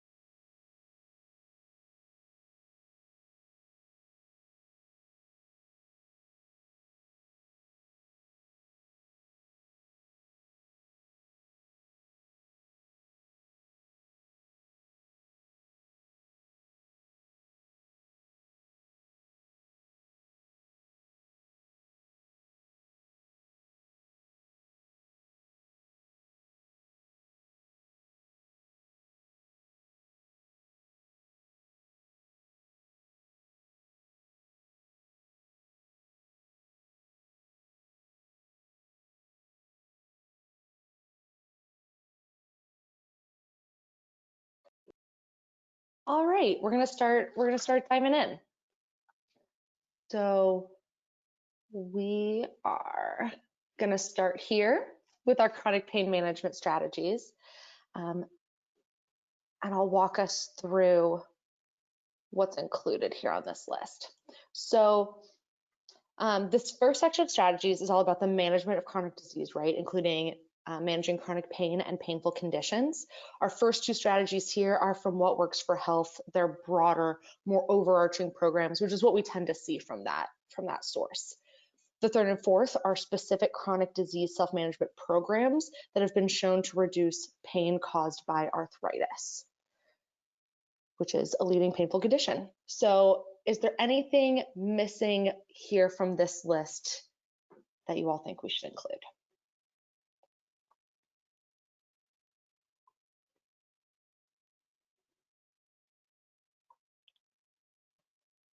Keep thinking about that. Oh, goodness. I have a hand up, Haley. That's why you left. Oh, you do? Okay, great. Orion, I'm gonna go ahead and unmute you. Just in that list, I know there are some other evidence-based health promotion modules in addition to the ones that are shown here. And so the only question I would ask is, are any of the programs around the state that are doing evidence-based programming doing one that's not on this list? And I ask that just to make sure we don't inadvertently defund something in an attempt to make a list, that we leave something out that's been working. And particularly, there's a few of the evidence-based models that have been proposed that are specifically aimed at non-English speaking populations or minority populations, or have particular diverse outreach that a local area agency on aging may have put into place, just to make sure that in an effort to be targeted, that we don't accidentally leave out one that is already working, because I know that's not our intent. Absolutely. And let's be clear that with the strategies, we're much less concerned about being targeted. Where we're being targeted is with the outcomes that you all have selected, and then setting those targets and that measurement out into the future. But we want to develop a list of strategies here that includes all the stuff that works as much as we can. So these are the ones from the sources that we were able to identify that we could pull. So we have this list from NCOA that includes some of these more specific policies. If there are other sources for modules, as you mentioned, and particularly ones that are targeted towards priority populations, we would love to be aware of those. And so if you all have resources where we could be pulling those programs from, we would love to see that. Just want to clarify, one thing that Haley said was, I think was the idea is that we're not trying to prioritize strategies.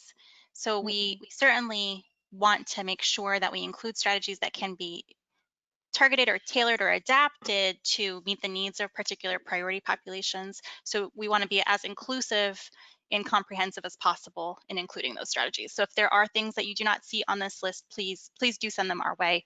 We are not concerned with the prioritization, though, of strategies at this point.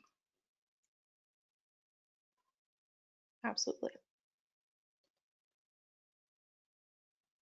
All right, I'm going to move us on to our physical activity programs in this area, but keep thinking about if there are other things we can be adding to the chronic disease management area as well.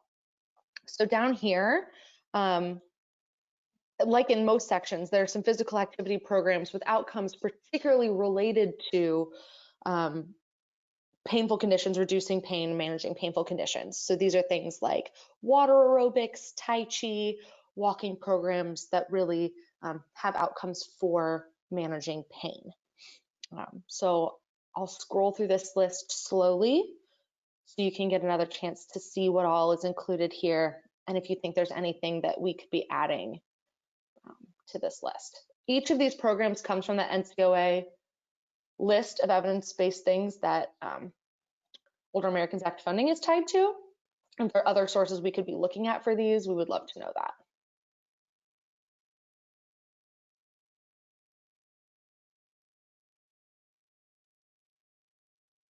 Okay.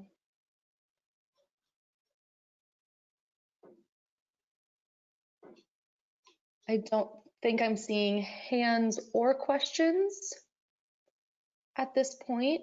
There is a hand, Haley, but Oh, great. it keeps going up sorry. and down. Judy, if you do want to speak, please put your hand up and leave it up and I'll open your line. Okay. All right, if you change your mind, please leave your hand up. That goes for everybody and I'll make sure to unmute you. Oh, there we go. Hold on. All right. Judy, we should be able to hear you now. Okay, thank you. I just wanted to point out that some of these programs may not be available virtually. So we want to keep that as a consideration. Sure. Yes, I'm glad that you brought that up. And there may be some way that we distinguish for each of these programs. Particularly, it seems this has come up a couple times in the physical activity space, which of these can be administered remotely and which are not. We appreciate that feedback.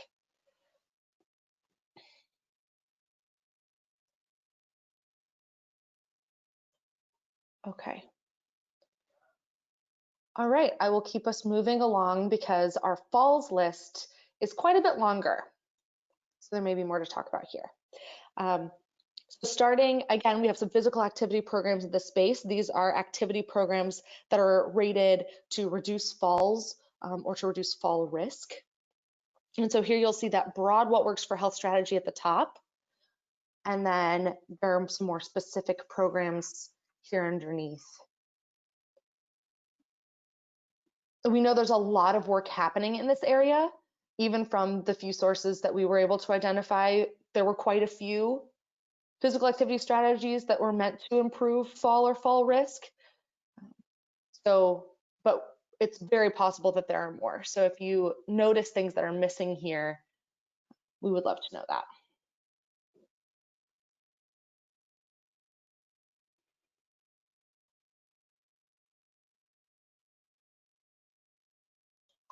I'm not seeing. Alana, tell me if you're seeing hands I'm not seeing. And nothing in the but we'd love to hear from you. We would love to hear from you. This is our last worksheet for strategy. So last opportunity to provide feedback in this format. Again, we will be sending all of this out with an additional set of questions. So.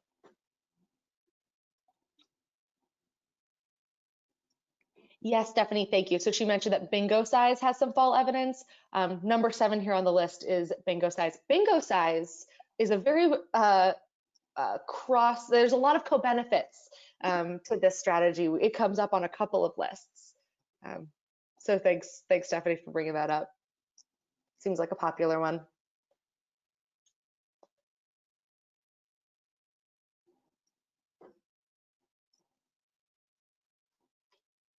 Alrighty.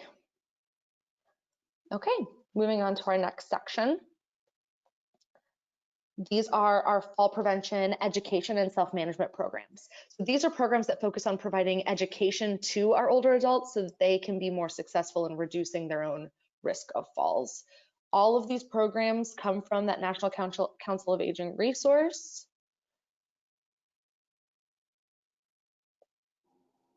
Fall management, education. Let us know if there's anything you notice that's missing here.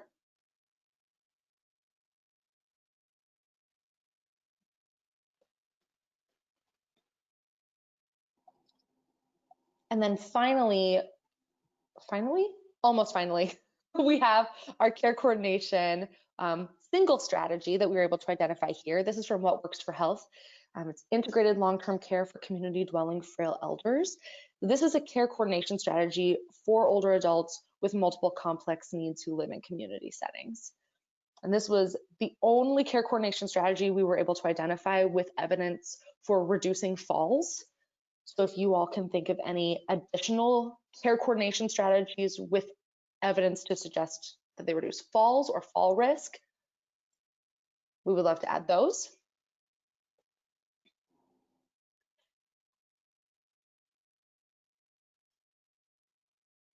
I see a hand from Orion. We can do that now, Alana, if you're willing.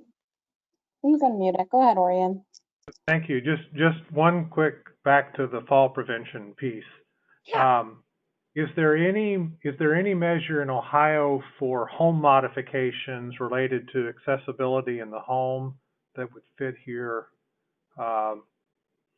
Particularly Medicaid waivers, and I'm not sure about Ohio's waiver program, but a lot of times they'll include some modest funding for home modifications for things like bathroom accessibility, access and egress to the house, that are fall prevention components that could be tracked in terms of the effectiveness of reducing the fall of a person who's high risk. And tracking in that. It's a great point, Orion, and in our review of the research literature as we have been through so far, we have not seen anything about home modifications related to falls, but it seems like something that there absolutely should be strategies related to, or a place where we could identify those. If you have research related to that, I would love to see it, and I think Zach can address more about the measurement piece. Okay. Well, I was actually not going to address the measurement, and just to say that today I was working on our handout for the priority factors, and you may remember that we selected improving housing quality and affordability as an outcome there.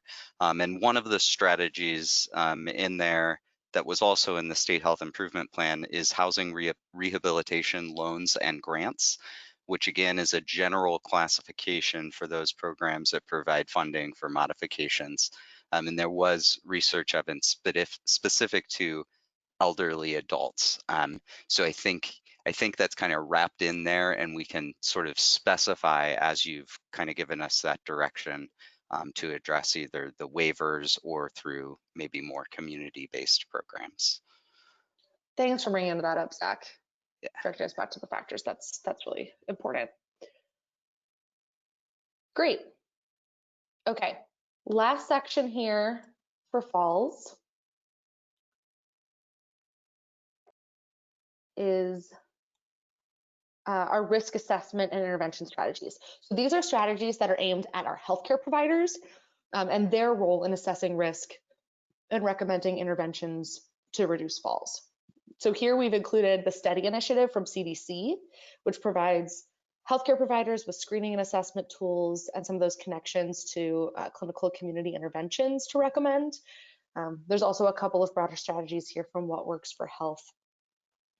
If there's anything else that you think should be added to this list about risk assessment fall risk assessment or interventions for falls, please let us know.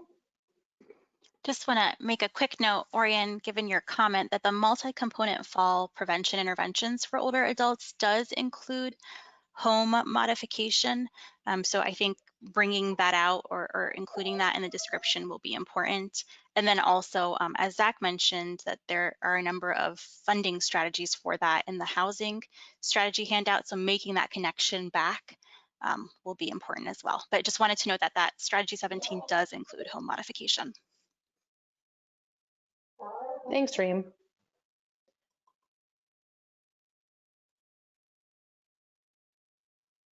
All right, I'm going to give us another minute, but I'm not seeing additional hands or questions at this point. Correct. Okay. Minimize this here for a second.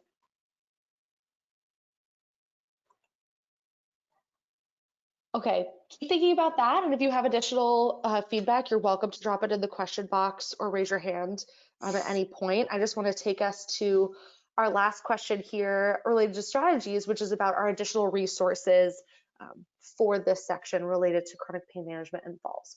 So these are the state level plans and resources that we were able to identify that would provide more information on these strategies or other resources related to these strategies. Are there other state level plans or resources that we should include, either related to the management of chronic pain or to reducing falls?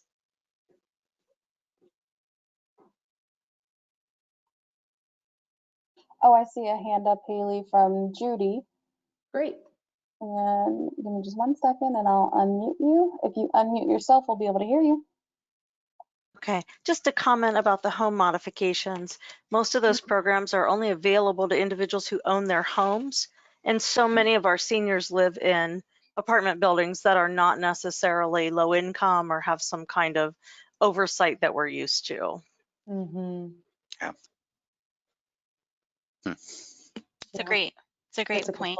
Yes.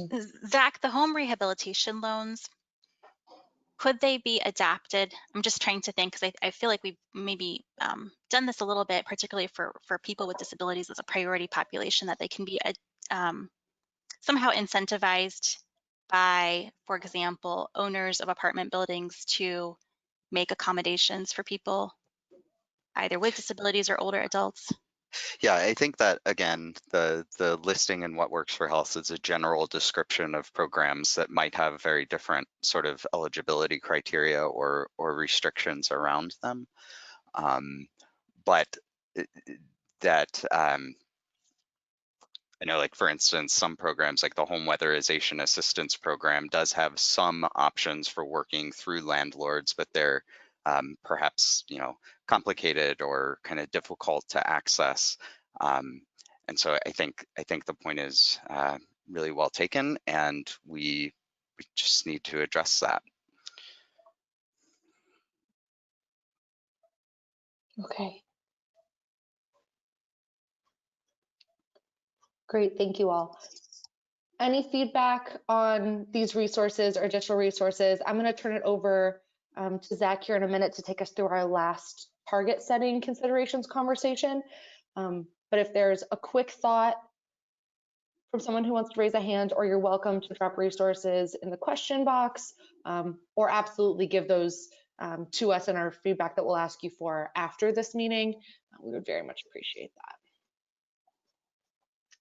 Seeing no hands, I'm going to turn it over to Zach to kind of take us through our last content piece here. Yeah, I just want to highlight a comment that Orion popped into that questions box as you were winding up there, Haley, about landlords having a responsibility for making reasonable accommodations for accessibility for tenants. And so we can absolutely look at perhaps including more of a policy strategy around either enforcement or providing assistance along those lines for tenants. So thank you again for a really robust and helpful conversation. So let me see if I have control. You're good, Here we go. Thank you, Alana. So as a quick reminder, our outcomes for preserving independence were improve chronic pain management and reduce falls. Alana, if you could go ahead and throw the data up there.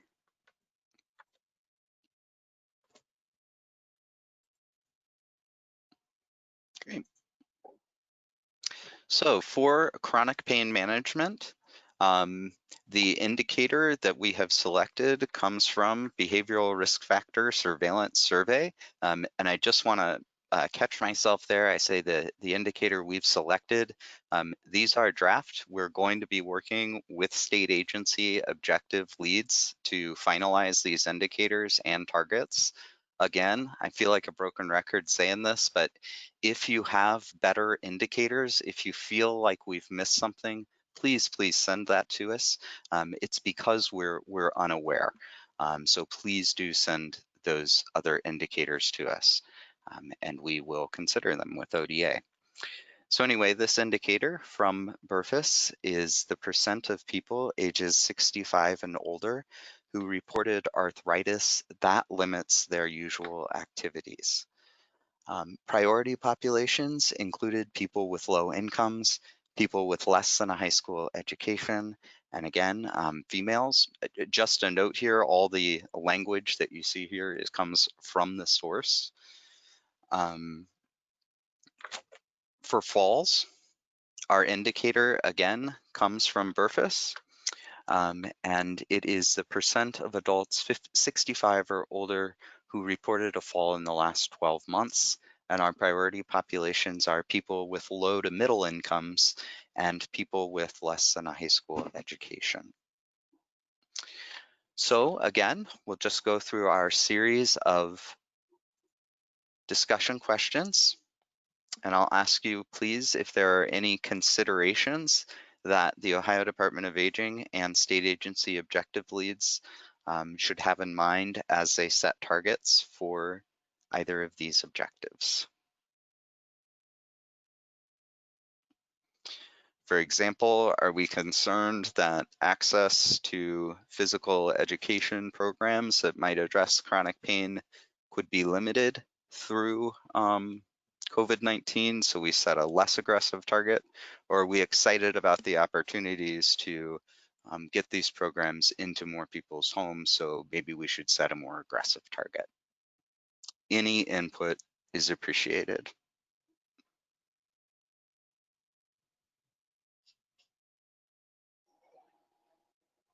And raise your hand or type into the questions box. Zach, something just popped into the questions box if you want to look over that. Okay.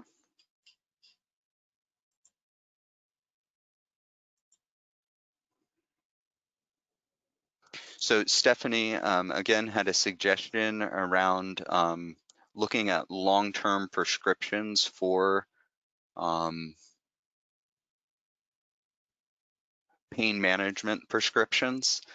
So that might be another indicator to look at. And Stephanie has put in several helpful suggestions about potential indicators. So I am going to be following up with an email to you about those. So thank you.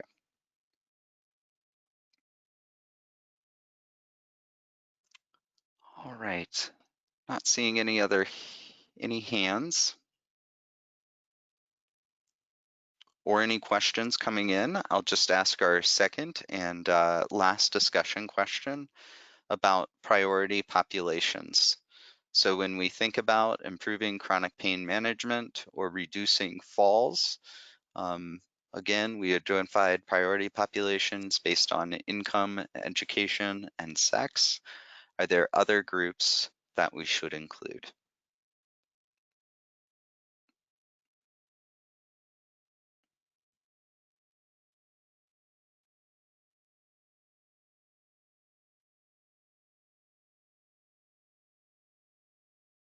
Stephanie, it looks like you've raised your hand.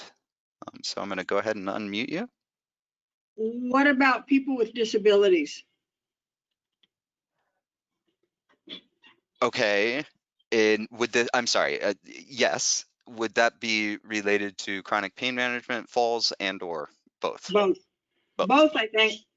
Okay, Thank you, Stephanie. Yes, and disaggregating data by disability in the BRFIS is a little bit difficult using publicly available tools. So that's a great example of where the data likely shows a disparity. Accessing that data and making it publicly available would be a challenge for ODA and ODH to potentially tackle together. Okay. So thank you for the suggestion, and just sort of take that to make a broader point about data availability for the Sapa.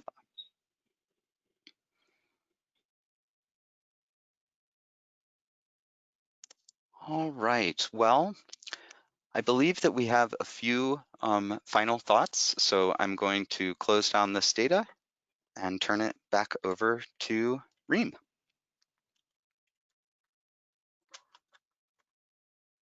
Thanks, Zach. And thank you all for staying with us for such a long period of time. Really appreciated the feedback that we have gotten, some really wonderful feedback on the types of strategies that should be included, and thoughtful feedback about target setting and priority populations. Just a quick reminder that we will be incorporating your feedback, so take a few days to do that, and then sending these handouts back out to you for additional input. And our priority factor work team meeting will be next week, and that will cover community conditions, health behaviors, and access to care. So I know some of you had strong feelings and thoughts about making sure that those outcomes were included in the SAPA. So this is your opportunity then to discuss strategies and target setting for those outcomes. So if you're interested in those priority factors, please join us next week. If you have not already received the Outlook invitation, just let us know in the question box, and or email myself or any other member of our team, and we'll make sure that you get that calendar invite on your calendar. I also want to thank you guys again for getting us closer to a more coordinated approach that highlights a concise set of priorities to make sure that we're all moving in the right direction and moving towards an achievable goal. That's part of the prioritization process, is making sure that it's achievable. If we have so many priorities, then it makes it less likely that we're going to really be able to make any sort of impact. And so prioritizing the outcomes helps us to make meaningful impact. And then through this menu of evidence-informed strategies, state and local partners can work together to improve the overall health and well-being of older Ohioans. As a reminder, we will have the webinar recording posted and the slides posted on the advisory committee page. So if you missed a particular part of the conversation you'd like to go back to, please feel free to do so. Those are available as a resource and reference for you. And with that, I'll take any other final thoughts or final questions. We can leave the question box open for a little bit if you have any other final thoughts or questions. I don't think I see any hands up. Nope. All right, and I don't think I see any questions either. So we'll leave the question box open for just about a minute or so, and then again, we will be coming back to you all for additional feedback on the strategy handouts, priority outcome strategy handouts. Have a great rest of your afternoon.